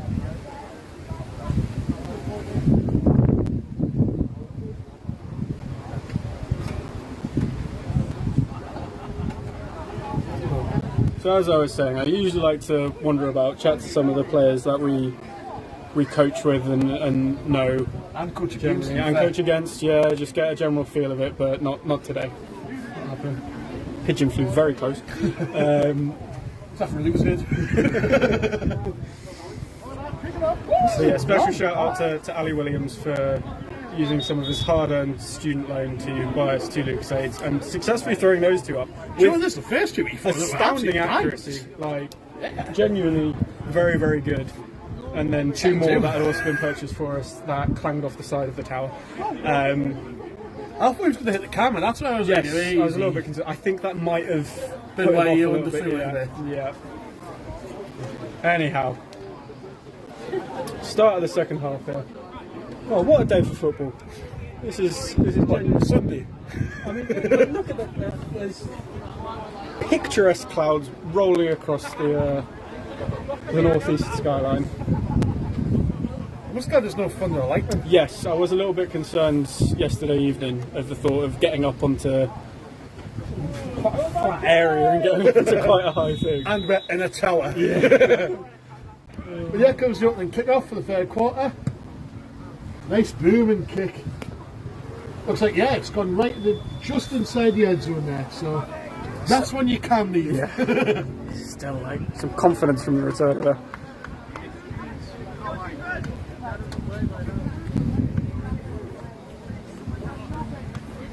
Some defense that didn't actually see too much of the field in the first half, realistically. Just a Romans showing that, as always, referees cannot catch. I've genuinely had that as a coaching point, by the way, for like hurry up offense. Referees can't catch. Referees can't catch. Hand the ball to them. Yeah. Don't throw it because they can't catch you. Just slow yourself down. And also, don't hand it to the sideline ones. Give it to one of the ones in the field. Yeah. So if you hand it to the sideline one, they have to change it. Yeah. Wide zone again. Oh, is it? No, he's found the crease. He looks like he's going out 3 yards. That was a really nice run for about a second and a half. There was a really, there seemed to be a path to the outside for him there. I don't know. I think they blocked the end out, and he had to cut it up, which is fine. Yeah. The pursuit was really good. So, wide zone's one of them runs where you can't really force it. You just got to take what you're given. Yeah. You have one cutback. Yes. Looks like a screen to 6. It didn't look like he expected it there. Not much of Been into a tackle, but like he looks like he's got to first. RPO, Yeah. potentially. Didn't look like there was no one out front of him for a Looked like screen. a now screen, but with no blocker. Yeah, it might Looks have like been clean just out his with coverage. how far the corner was off. He might have checked to it, and the receiver was. I mean, the receiver was enough of on the same page to catch it and get upfield. Surprised they haven't given him the first there. It looked like he had enough for it. I think their sideline referee. So first down, Manchester. This is a decent start. Two back-to-back players, strong together. Looks like a drop back again, throws it into this. It looks like it's like a game, but it looks like he's been held up, and the rest of the defence have rallied and tackled him. May have got a yard or two there. Yeah, I think about 2. But it looked like that. That's Keep that this concept tempo again. up. Keep this tempo up. They'll have some success. Looks like there's been a couple of rotations at half time in the defensive backfield for Newcastle. Especially as I know Taylor Walton now is an out there who really is the rangiest defensive back that Newcastle have. There are opportunities downfield now. Got rid of that just in time. Again, just behind him. I think that took a deflection on the line of scrimmage from what I saw. I think that took just a glance on the way through, but I think it was always going to be a bit behind him. To be fair, QB got that out in a hurry with the left pressure in his face.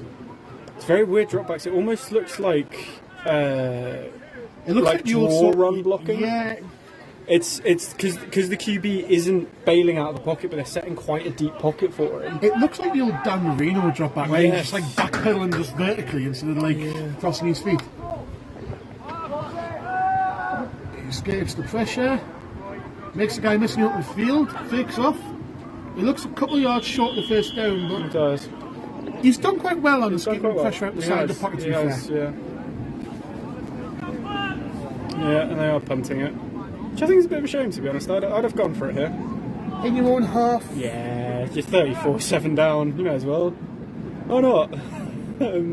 They've managed to pick up this yardage on the majority of their plays in this half. I know that's only a very small sample size, but still. We've had 3 players, Reece. Yeah, and they've had 4. I think only one of them you describe as negative. Good snap. Gets the punt away cleanly. Not what you want, really. You see, that's why I think you go for it. The side of the ball instead of like the end of it. That's why it just spiraled out. There's punters who aren't pure specialist punters will attempt to do directional punting, and the only time I've ever seen it work is when it's essentially a line drive. You can a bit of a rollout, and then you just thump it towards the corner pylon, just low and flat. Is the only time I've ever seen it work. If you try and get any sort of directional spin on it, you just do not have the practice time to be able to do that consistently. Only bit of advice that I remember for punting was put some swaz on it. Yes, yeah. Which is always important. A little bit of gravy on it. Yep. Bit of mustard. Bit of mustard, alright. The Vikings offense back out now, looking to extend their becoming insurmountable lead.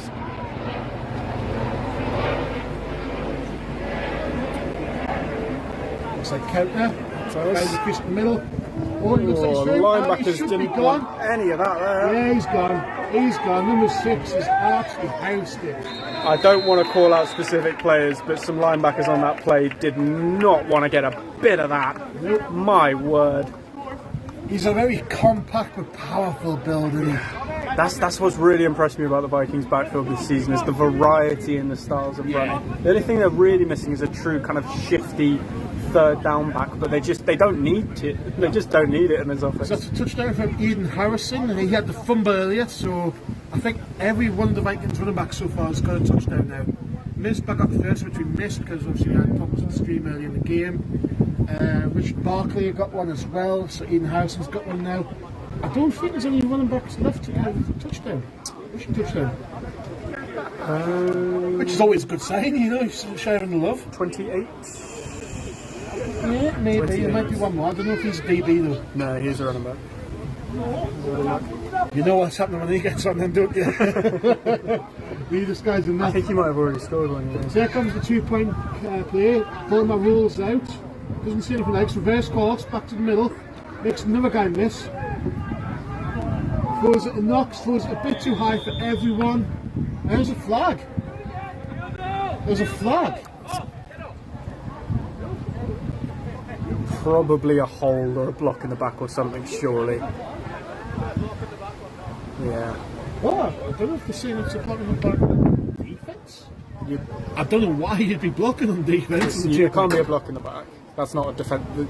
That's not a defensive back. Yeah, the head referee's talking to the sideline. Yeah. Well, I think it's weird, wasn't it? Yeah, they've got it on the offense. Whatever it was on the offense, they've declined it. I was yes. It seemed to sound like it was on the defense, but yeah.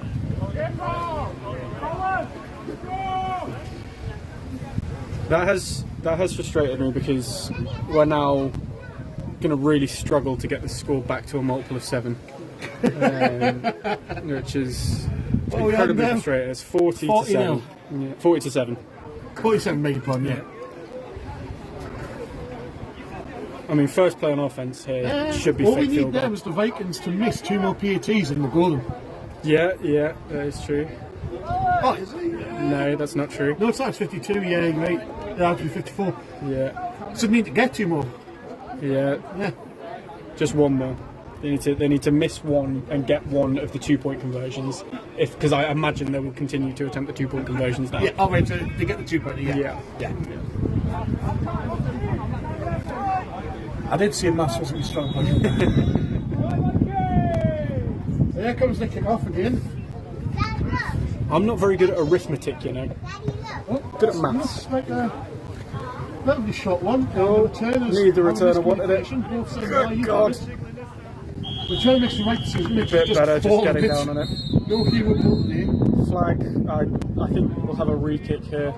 As there is a flag down. Like on the kick-off team. Almost definitely offsides there. Is that off? Is it? You call it offsides? Yeah, I think it's offsides if they're.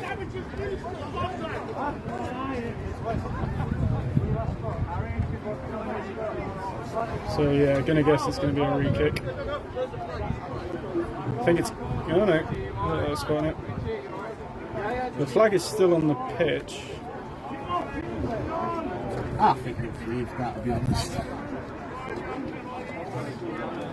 Oh, they've put it on the end of it.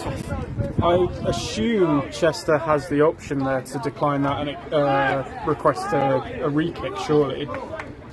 I don't know why you wouldn't. Well, they've got the ball at their 18-yard line, so...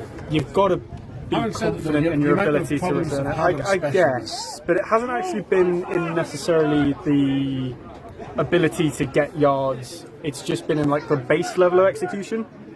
Like some of their punts have been pretty good. Some of on kick return in particular, they've had multiple times where it's been like right here left. Yes, I do agree. So motion by number 81. Good trips. Drop back looks like a straight to 6, but again submarines. You at some point you've got to get away from it. Yeah. You really have to get away from it. It's doing more harm than good. It's damaging the QB's confidence. Screens are the answer. I understand why you keep going to them because screens are generally really good. And number 6 is probably their best player. This setup for this defense as well, with a heavily loaded box, the corners as far off as they are, they play a lot of match coverage, which lends itself to being not great against screens, especially with the safeties double high lined up at their depths. Looks like Stan again, but DB's picked up really quickly. He's done quite well to drag the DB for 2 yards. He has. So yeah, I understand the desire to keep hammering away at the screens, but when you're having, it's not just a lack of success, it's actively bad plays off of the screens. If you're not completing them and only getting 2 yards, you are dirting them. I have a feeling they're going to try a shot here. I think they're going to go back to, you know how they had that play action off the screen earlier? I have a feeling they're going to go back to something like that here. They're throwing a flat route on the snag, they're throwing a screen. Just straight drop back for us, running back who catches it. Lovely tackle up that sideline. Really good tackle. I believe that's Jack Middlemass on that sideline as the corner. Yep, looks like it. Number 33, really good tackle on that sideline. Had a head of steam with him. Yeah, he's been 3 yards short. I think they're staying out there, which is weird because you think they put it in the last time when they had far better field position. Yeah. They're at the 25-yard line and now they're going for it. Being 4 scores down, it was clearly stomachable, but being 5, I think they're just going to try and get the job. Oh no, they have snapped it. He's ruled out. Looks like he's taken off here, and wrong decision. That's a little bit hard to swallow, to be honest with you. Nothing there. I think the centre's made a mistake. I don't think he was better. No, potentially not. I mean, the centre's never wrong. Like, if he snaps the ball, you've got to live with it. But no, that's true.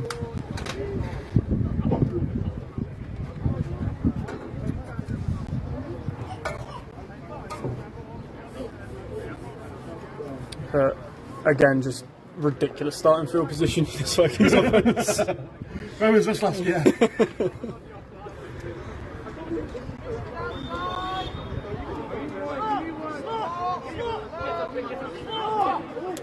It's every game I've been at for the Vikings. It's at a point where there's just their inability to get 11 on for specials. They're missing receivers. They've got D-line running out late. They're having to burn timeouts. Drop back by Bulmer.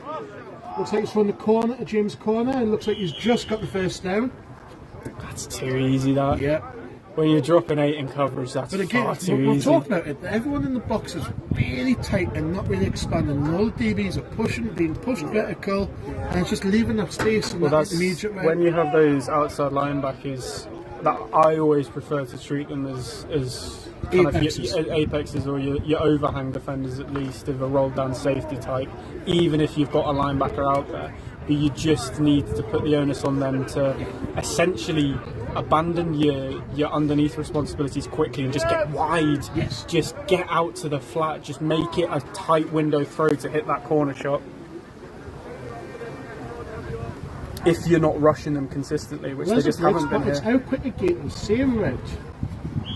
Well, sorry, that was more of a hitch. It was a little bit shorter. It's good diagnostics there, look like from Bulmer, of seeing which way the blitz was coming, understanding the kind of moulding that the defence needs to do to account for that by leaving that soft spot on the far side. So he's got about 6 or 7 yards there. Yes, that's a funny one for all the children watching.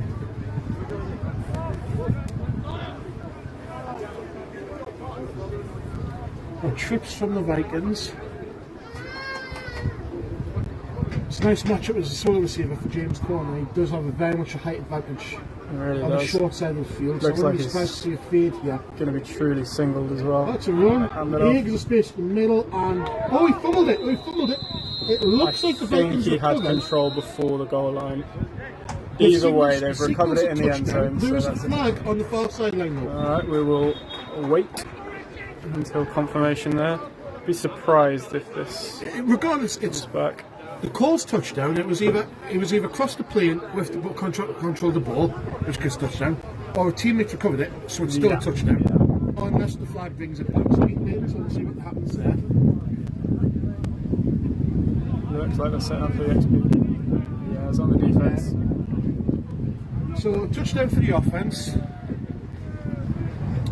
Right, It's a 46-0. Yeah. KT on the way.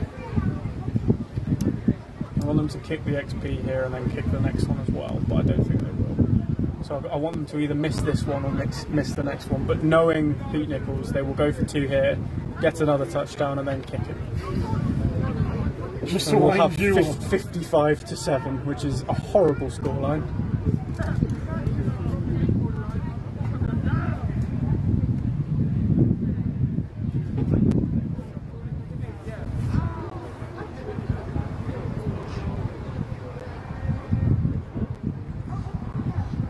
Looks like a roll out by Bowman. He's thrown it in the middle, and it looks like he's caught there by number 87.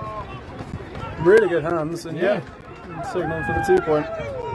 Number 87 is Andrew Smith.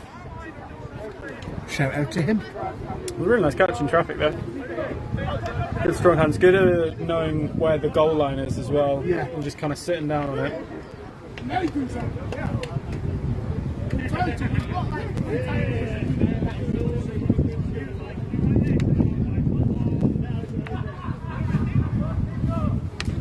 It's another issue that the Vikings have had at points this season, obviously not consistently, as they have been putting up some quite impressive sack totals, but they've been getting pressure in essentially every game, but just have not been able to convert them into sacks.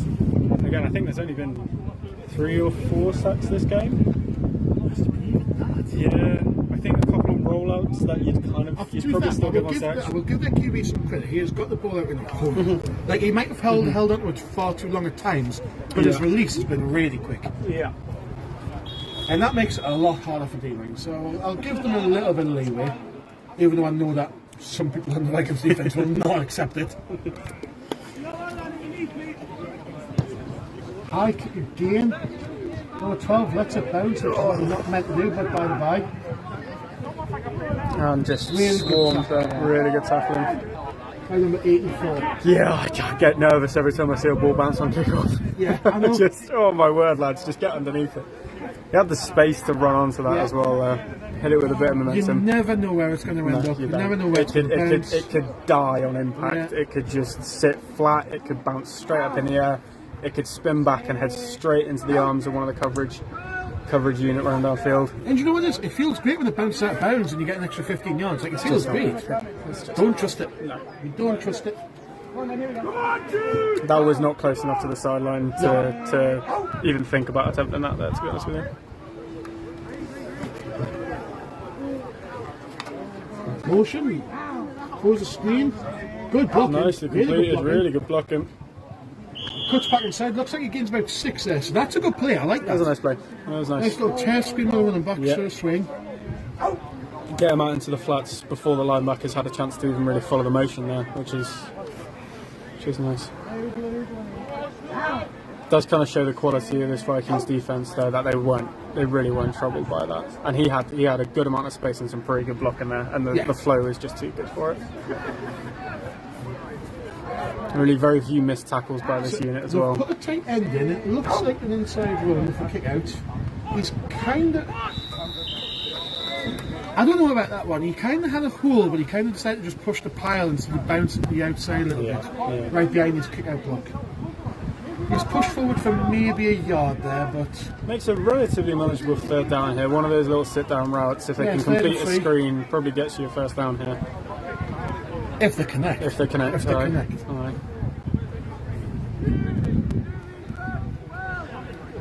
God, the O-line splits really are small, aren't they? Really heavy front from the Vikings D. Looks like... Oh, God, Some nice coverage there, to be fair. Yeah, Even if you brought that in, he was going to be sat down about 1.5 yards short, but you got to bring that in there, even with the defender draped over your back. Yeah. That's one of the QB's better throws out towards the sideline today, to be honest. He's put it in a space where he can catch it. It's a catchable ball. It's not a good ball. It's a catchable one of the ball. better ones at that width today. If you're putting those down today, you've got no hope. And we get to see some punt. Yeah. Good long snap there. Oh, that's all. Straight up and down. Watch out, watch out. Oh, that's bounced backwards. Oh. I think he shinned that. I think he came off his shin and just went vertical. That is a However, I will give him one thing. 4 That is the highest the ball has went today. That is, yeah. Yep. Small wins. Yeah, I think that goes down in the stat book as a 4-yard punt, which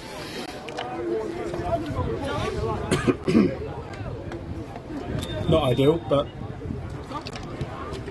I mean they got it off cleanly. It didn't go for a negative, but again, just glorious field position for the Vikings. Wow. Vikings start the ball at the Chester Romans 34-yard line. Good hydration.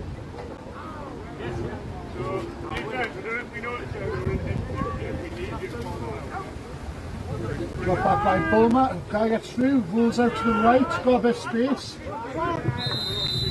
Looks like he's a couple of yards short of the first down though. I don't know if the Vikings have another QB available today to them. I think it's just Bulmer here, I believe. But at this point in the game, I'm getting a little bit nervous if my starting QB is rolling out. yeah, linebacker Caleb, I agree, very close game. Very close game. Right. Couldn't be tighter.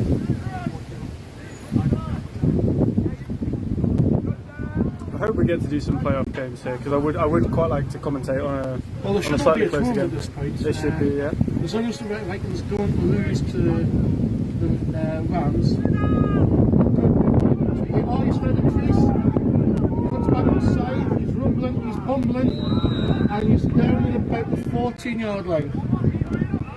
Good running again. That one's Good strong hard running. from the defense because he kind of gives himself up in the pile. No one wrapped up, and he just finds that little crease on the outside and takes it. It's a lack of aggression downhill from your safeties. Yeah, it's that kind of thing. If you're not getting that second and third contact on him, everyone just kind of assumed you would be down in the pile, and they were just.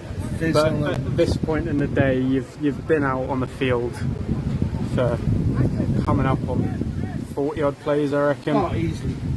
They've just been. This O-line is just bullying them. It is understandable that fatigue starts to set in. Your heads do drop a little bit.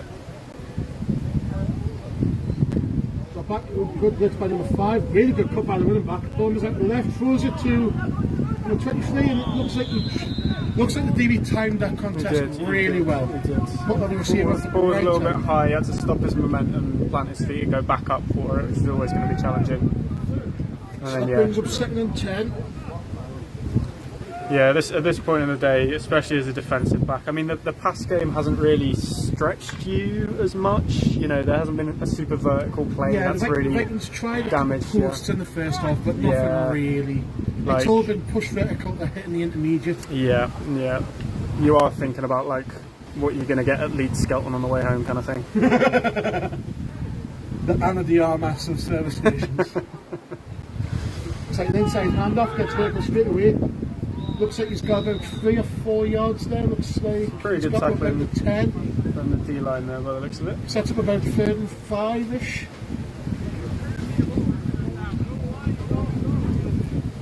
Third and 5, kind of between 3rd and 5, 3rd and 6. So manageable for the Vikings. Leeds Skelton is pretty much equidistal between here and Chester as well, so that would be my go-to on the way back there. I think it depends which way you go. If you go along to Gretna and down, or go along to Carlisle and down. No point when you're going to Chester, in my opinion. Much M1, nicer A1, drive. M62. Much nicer drive. Yeah. If you're on a coach, who cares, you know? Drop back. Scrambles out to the left, throws it to the deep left corner, James corner, and has he caught it? Looks he like has. it. He has. Good, strong really hands good catch, really good touchdown. Question is, can we get to... Well, we're on 54 now. So we need a 2-point and then Reese's sanity is restored. I like multiples of 7 in American football, sue me. And they're sending out the kick team. The game is set up around the numbers 7 and 3. You either get nice round numbers or multiples of 7, and we're about to get 55. Awful stuff. Putrid stuff. It almost takes away the gloss of the win, doesn't it? It really does. if you have a win with an ugly number, it's just horrible. So the question is, do the Vikings do what the Romans did at the end of the second half and just fix it?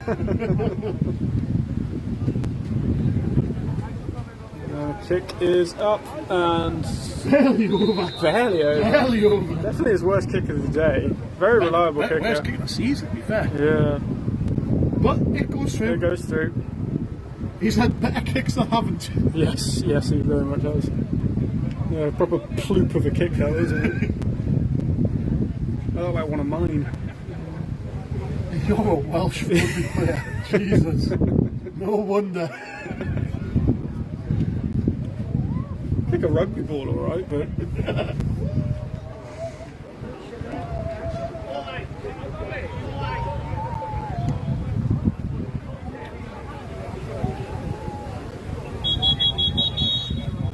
Quarter? Yeah, looks like it. That's the quickest quarter of the day, easily. Probably rolling clock now. It should be, yeah. Yeah. So I imagine Into the fourth it's quarter. yeah. Imagine it's Mercy Cup now, which starts after a 35 point lead is established. That was quite a while ago now. Vikings have also earned the 50 burger, but I think they'll be a little bit annoyed that they don't have a 50-point lead because Chester obviously got the touchdown at the end of the second quarter. Yes. Right on the death of the half. So I imagine the Vikings will still be anxious to get some points, some more points on the board, just to really cement. Points difference won't really come into No, anything. they'll be instead more of seeding, upset will that it? it's points conceded than Yes, anything. Because yeah. points conceded is a tiebreaker, isn't it? Yes, it is. Sorry, the first tiebreaker. Yeah. I guess if they go 8-0, it doesn't really No, it matter, doesn't. does it? I don't know actually, because Sandwell Steelers are probably going to go 8-0 as well, I think. So, I mean, Charles correct me if I'm wrong, but I think Sandwell Steelers are 8-0 as well. Or looking to go 8-0, beg your pardon. Another kick out towards the sideline and some very, very blasé reactions from the returners there. But they're on the right side of this one as it trickles out, and they will get the ball. No, it's on the left. Depends on your point of view. And they will get a first down with pretty good field position. Or they get it from the 35, I want to say now? 30. Yeah. Get it from the It's 30. like the 30 that we set up on, mate. I'm not entirely sure on the rules of special teams. I know the NFL is 15 yard, and I'm pretty sure. I'm pretty sure it's 15 yard, I beg your pardon. Well, it's all different now because it's with the drop zone, isn't it? So, can you imagine having that in the UK? The ball, we don't have anyone with the ball placement skills required to consistently get it in a zone. No, but from a special team's point of view, it would probably work out better for one, wouldn't it, like that? Definitely. I think you'd only get like 4 or 5 kickoffs returned a year. Oh, 54 took a really good angle. He's held on quite well there. It looked like he was going to lose the tackle, but he's held on quite well. Some nice DB tackling from number 14, and just dive at their ankles whilst they're already basically wrapped up. Big So fan looks of that. like he lost of about a yard. Yeah, about a yard lost there for the Romans, so bring up 2nd and 11.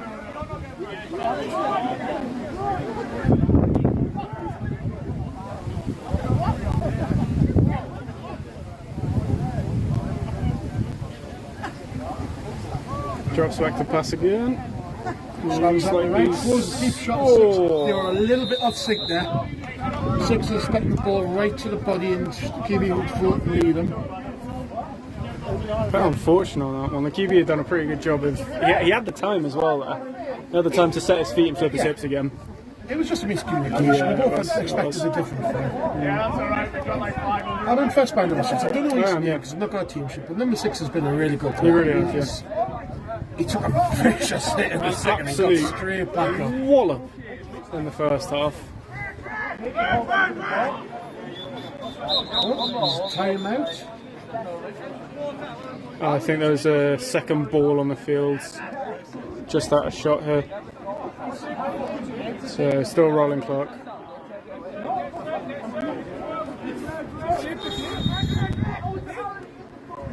If there was a bucket, you kicked it, man. That's right. Drop back, running back goes out in the swing. Just catches it, just in the Nice catch and strides. breaks a tackle, stays in bounds, and then jumps out. But he's got the first down. So Chester have run that tear motion swing twice, and it's worked really well for them both I don't times. think he was motioning that time. I think he just straight out of the backfield. But yeah, the space has been there. The linebackers, I think earlier in the game would have been keying off on it, but I think we've got a couple of second string linebackers in now who are just going to be a bit more patient with it. It also sets up the deep game. Yeah, It it cleans does. the DBs It does. down. I I wouldn't feel like the say- QB's probably got the arm to get it downfield as well, just not the accuracy. He's got the edge, and he's got about 6. Oh, another eight. smack. There's a smack on that far sideline from us. Chester Holmes starting to get a bit of offense, though. Yeah, a little bit late, but A little bit late. But Austin Eckler cutting the lead. we don't want to be them guys who say the Vikings have put the bench in, because to be perfectly honest, they haven't. A No, lot of they these haven't. players are the Vikings starters, so we'll give Yeah, them some credit. They are throughout the season, they've been relatively Consistent with that, yeah. intelligent with their rotations. Oh, On the ball straight on the ground, and that'll go down as a sack. Or they call it as a forward pass. I think that's got to go down as a I fumble. think they call it as a fumble. That's got to go down as a fumble, but he dived straight back on it, I believe. That was. The heads Someone are clear by the shouted running that back, was a though. pass, but that wasn't a pass. I'm not entirely sure he ever really had hold of it, to be honest. Nice freebie sack for whichever interior D line happens to be closest to that as well. They all count. Add it to the highlight reel. Yep. Swing by the running back again. Throws it deep though to number 6 who. Oh, I think he might have had that. Oh, so number 6 had it in his hand, doesn't really secure it, bats it up in the air.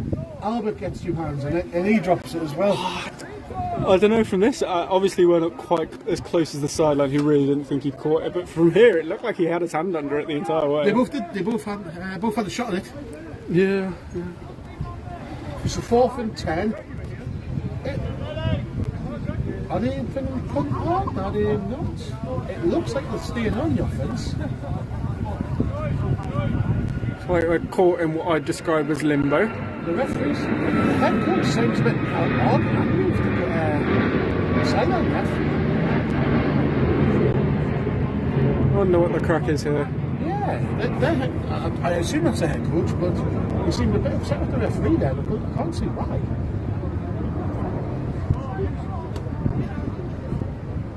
No issue with the downs here, even if they thought it was a forward pass on that previous attempt. It looks like they called a timeout on timeout for Chester there. Yeah. It's the I first don't of know the what's half. really gone wrong there. And to be honest, I doubt we'll get any clarity, so we can only speculate. Are they draining the clock? Potentially. Draining the play clock before the punt.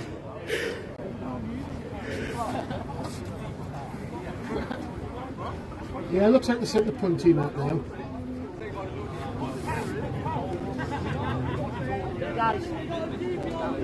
I mean, before the game, we were told that we needed to be off by 7, but I don't think that's.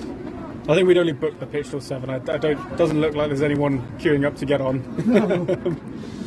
Which is good. Yeah, as we will see some more glorious special teams.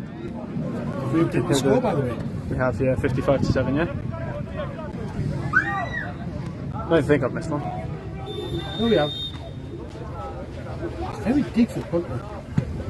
Much further punt now. It's Bit of pretty. unfortunate bounce. Yeah, I'd say a pretty neutral bounce. Head straight out of bounds. No risk of a touchback there. Because if that hits the ground and just kind of squirts forward, that's probably going for a touchback with how infield it was. So again, this is I think the second time the Vikings have started drive a bit. beneath the threshold that you get for a touchback. Interested to see the Vikings approach here. And in my mind, you just hand the ball off here, even if you go 3 and out. This point in the game, it's anything else is kind of vanity. You've got your 50. But they've not got the 50-point lead is the thing. But then drive to Nickel might care more about multiples than you. Drive to the 50-yard line, punt the ball, pin them back, and try and get a safety. Get your 50-point lead, and everyone can get out of here nice and healthy. Honour intact.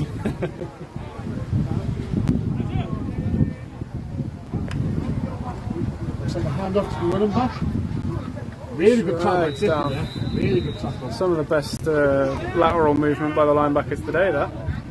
54's had a fairly good game as well, actually. Yeah, some nice splash plays. I don't think there's anyone on Chester you point out and go, they've had a bad day. Like they've poorly executed. They've been picked on. It's a full unit thing. Some awful throws and deservedly so. Like it's such a hard position, and this is such a really fast, physical defense. Like, and his scrambling's been really good. So I'm not going to say he's an awful player. No, God, of course not.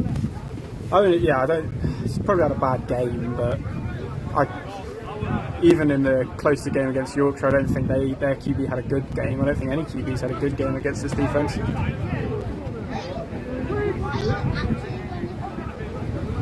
like a counter again, and again, defence scuffs it.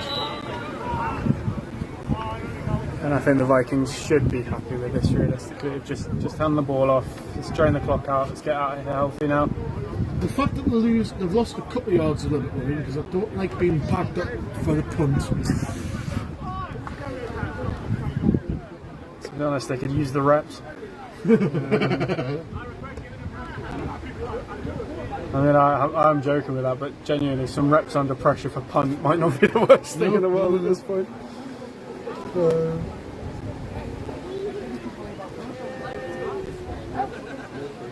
It's like a drop back from Bulmer. Throws it deep to the right to Anton, who catches it, and he's got the first down. Nice throw. Easy. That's a really good throw, by the way. Such a good pocket. Yeah. That's just a phenomenal pocket at this level. But that's a really all the good time in the throw. world. That's a really nice line, far hash as well. Far side of the field. Outside, we don't have numbers at Druids Park, but outside where the numbers would be. Yeah, that's a really nice pitch and catch there.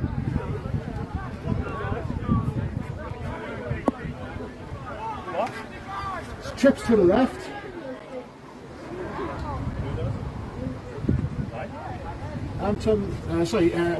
Henry paused in the second hand cadence. Hands the ball off. That makes guy miss, makes another miss. Makes a fourth guy miss. And for that he gets about 3 or 4 yards. Yeah, some pretty impressive running there actually. The defense really rallied to that quite quickly. I feel like there's a shot coming. I don't know why. I feel like there's something. What's the point? Like, at this point in the game, I don't get the point of having your QB hang in the pocket. Why do you hate fun? Have an opportunity to put an interception on his record. Have an opportunity to put some deep passing on there. Looks like a jet sweep. Very close and not enough. Number 4 makes a really good step. Well engaged in the block as well. Yeah, really good. Is Bowman not got an interception? No, it was a fumble. Fumble in the second. We've got one turnover. Was on the running back as well. Yes, yeah. I knew there was a turnover. I was just trying to remember who it was and what was. Bowman's been playing some really clean football this year, to be fair, as well. Yeah. A lot of mistake-free stuff, which is all that this offense really needs to function at this point, isn't it? The ground game is just so strong. Good set of receivers as well. Yeah. No like game breakers out there for the most part. I hope they get Jacob Shotton, who really good player, national champion winner at Durham University, captain in the British Army. So obviously his availability is a little bit of a good passer. Oh, just stone hands to the bottom of the Did for screen. an interception. Today? He did, didn't he? He did to number 9. Yes, he did. Apologies. As you blooming well should do. Yes.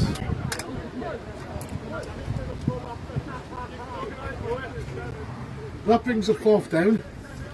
And the ever elusive Vikings punt. We're mythical. I love a good punt rep.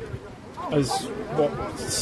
1, 2, 3, 4, 5, 6, 7. There are 7 Vikings players out there right now. 8, 9, 10, 11. There we go, lads. Well done. Good job. The John Stevenson special. God, 9-man fake punt. Let's get it, boys. Just feels sloppy, just needlessly sloppy. I don't know where they're lining up.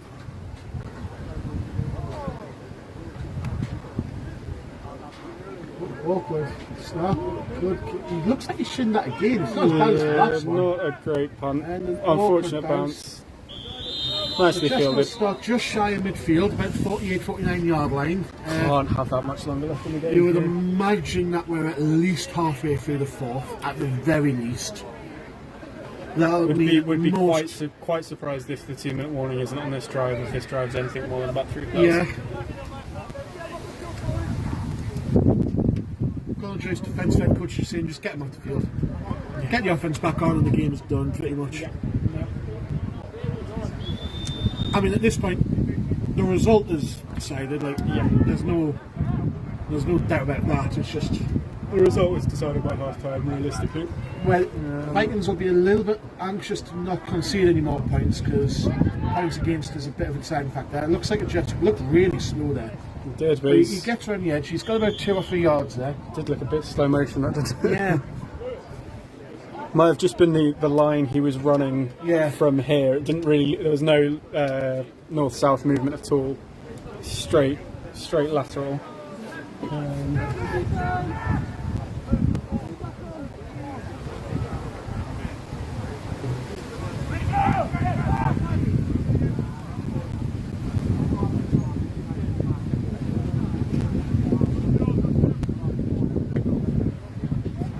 Drop back from 18, scrambles out to the right, throws a dot to number 14. Really good catch. Really good catch. Best throw catch of the day, that I reckon, from the Romans. Actually, no, probably that's the best catch of the day. Leave it team, to be honest. Yeah, on the move, that's a hard throw. Hit him. If it was a spear, it would have killed him, kind of thing. It was right on his numbers. And then really strong hands fighting through the contact. Yeah. Where's that been all afternoon? They've run, well, that was snag again. That was a corner, and 6 was underneath as well. So they've run that play quite well. It looks like. It's the inconsistency that's going to kill you, isn't it? Yes. It's just the inconsistency. If you get such a positive play, and then the ball skids into the shins of the intended receiver, who he was not covered. That looked like fader, which is a really nice concept if you can hit it in rhythm. Is that the 2 minutes? Yep, that looks like 2-minute warning. He called it, so it looks like as long as it looks like Chester's going to end up with the ball. Probably he couldn't finish with the ball, I should say. Yeah. Second down now. You would imagine that the game will end. Rolling clock. You probably got 5 more plays.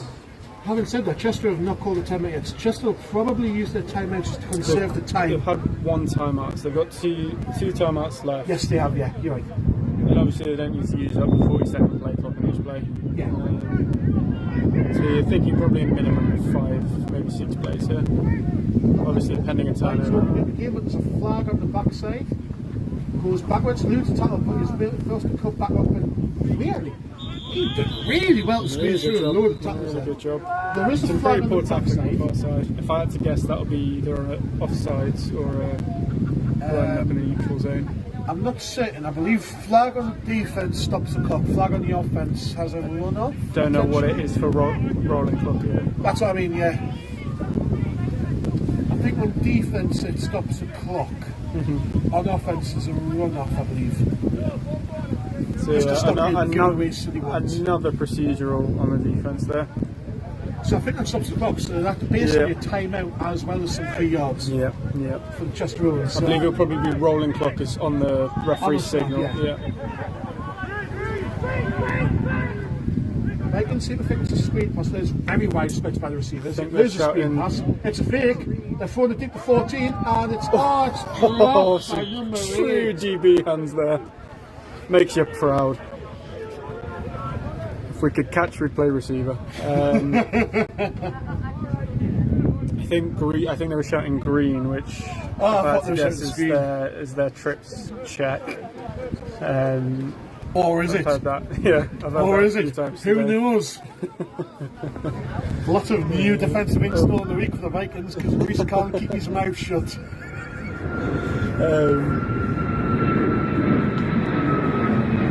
Free Russia, please get rid. Anything to not give Rico his sack. Just anything to not give him his sack. abhorrent tackle attempts from Rico. My Apart from word. Pete Nicol, he's wiped out the offensive head coach. Just an abysmal tackling attempt from. He has as well, he's knocked out the offensive head coach.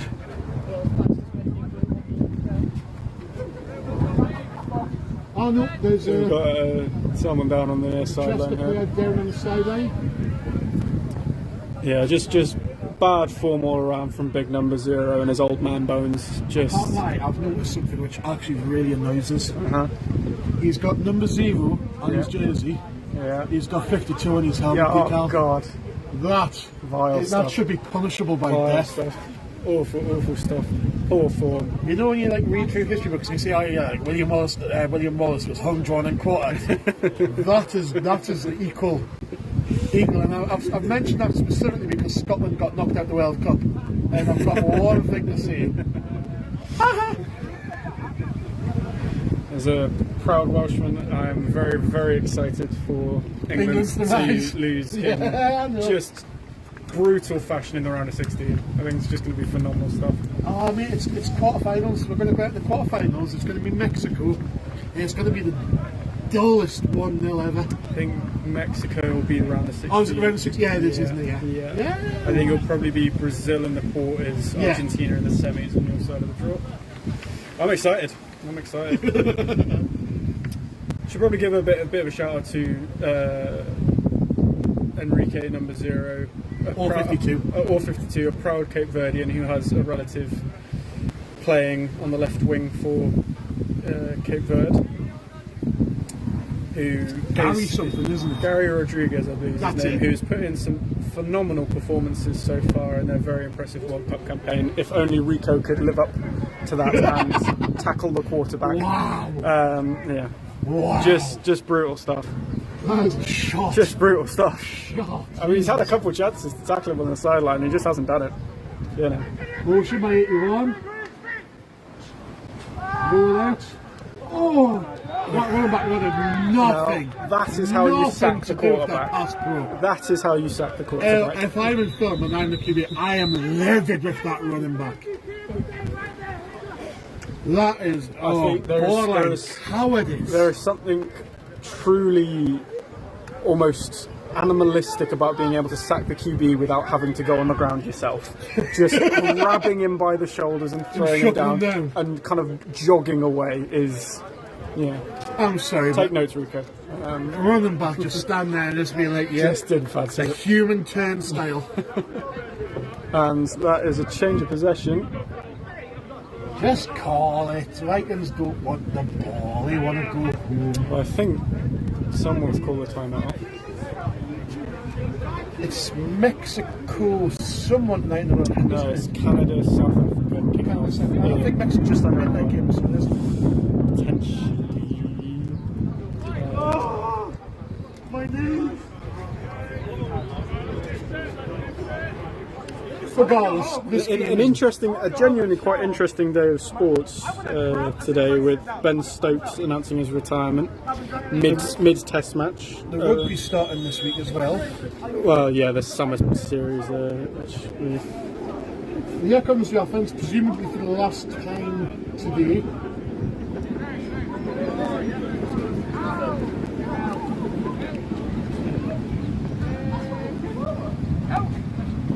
Looks like a handoff in the middle. he's got the Nice space. He might be gone here. Stiff arms the corner. Stefan, has he got the corner? No. He's coughed the ball up. Out of bounds. Oh, he's lucky that went out of bounds. That was a horrible fumble. I don't know if that's up the clock, by the way. It wouldn't surprise me if the clock ran out on that play. No, the offense have called a timeout, so they're going for the points. Good God. It looked like Bulmer was going to pull that, but then decided against it mid-mesh. Can't blame him, really. No. the result shows the right decision. Yeah, they've taken, I think that's their third and final timeout. So they've got 29 seconds. seconds. Said, so Good grief. you've got 2 shots if you're quick. Yeah. And the referees play a part in that as well, because if the referees kind of leisurely walk over and spot the ball, it's over. They might have another timeout. I'm not No, I entirely think sure. it's the final there. Did they? Okay, cool. I had kept track correctly. Lovely. I'll try and get this all in shot.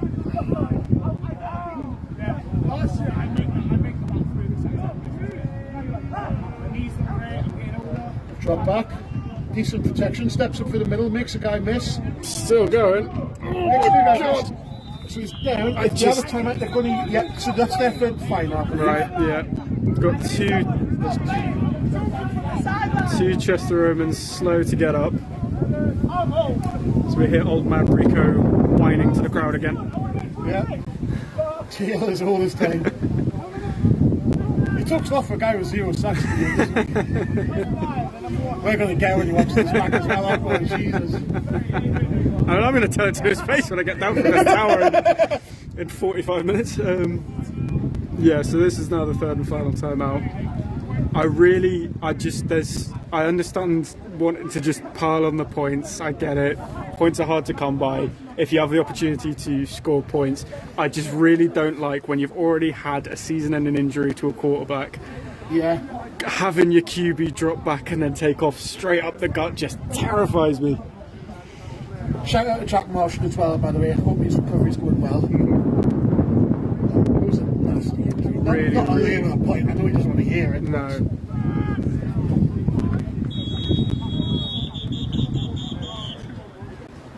Oh. We got Chester ice in the offense.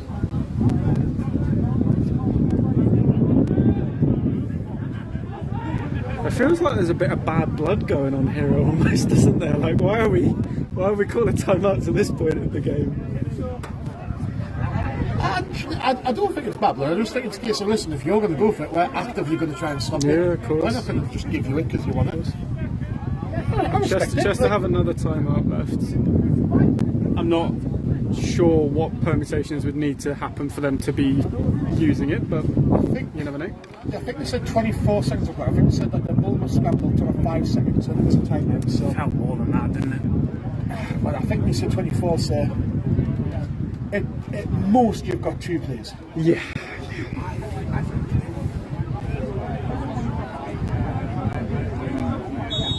Unless there's penalties.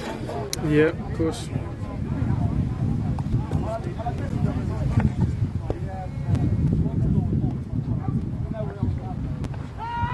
Good corner to James Corner, a bit overthrown. Needs to get the ball. Yeah, Pete's doing the right thing, saying gets up quickly. We have got another shot if we turn it quickly. This is very much like probably play. Might be under 10 seconds now. They're going to do well to get this off. They'll have to play call. They've got the timeout, so I've had a play call already had it. Oh, and as the referee said, that's it. Yep, Yeah, the referee said is. that's it. There we go. So that is it for the Vikings at home this regular season. That the last game is next week away to Yorkshire Rams. That'll be a very, very good game. Next Saturday, the Newcastle women's team, the Shield Maidens, will be having their tournament here at Druids Park on Saturday, beginning at, I believe, 12 o'clock until 6. There'll be 3 games. Peterborough Royals, Cheshire Bears, or is it Chester Bears? I think it's Cheshire Bears, beg your pardon. And of course, Newcastle Shield Maidens. So if you can, please do come down for that. It'll be an awesome day of football as well. We'll hopefully see you back in the playoffs, so depending on what really happens next week. Next week is the big one of win and Vikings are almost guaranteed pretty much home playoffs. For the duration of playoffs. Lose and they might get a home playoff game, but more than likely on the road. They might get one depending on the seed, but after that they'll probably be away. Yeah. But yeah, a good afternoon of football here. Lovely weather for it, as we've mentioned. Credit to Chester as well. They came up a light squad and they didn't back down. They No, they didn't. They didn't have a ton of talent, but they played a really good game. They did, they did. And again, shout out to the refs. There was nothing really wrong with from the rest of the year. I don't think there was anything that made us think. No, not sure really. That one. Which is as good as you can hope for. Yeah. Shout out again to Ling's Cars, sponsors of Vikings as well. We should have mentioned that at some point earlier in the game, but are we shouting out TD UK considering this is on the Vikings? Oh, it is on TD UK. I think this is back on TD UK, so yeah. thank you to TD UK as well. Hopefully, the next time we talk to you, there'll be a bit of an easier time for us up in the tower. And people are interested. Well, Frank, I don't see the camera so you can see us trying to climb down this death trap. no, we're not doing that because that will end up on a bit of the internet that is very difficult to get onto if it goes wrong. So I'd prefer for that not to be documented. Anyway, guys, thank you very much for watching the stream with us. We will hope to see you again in the playoffs. Take care. Bye.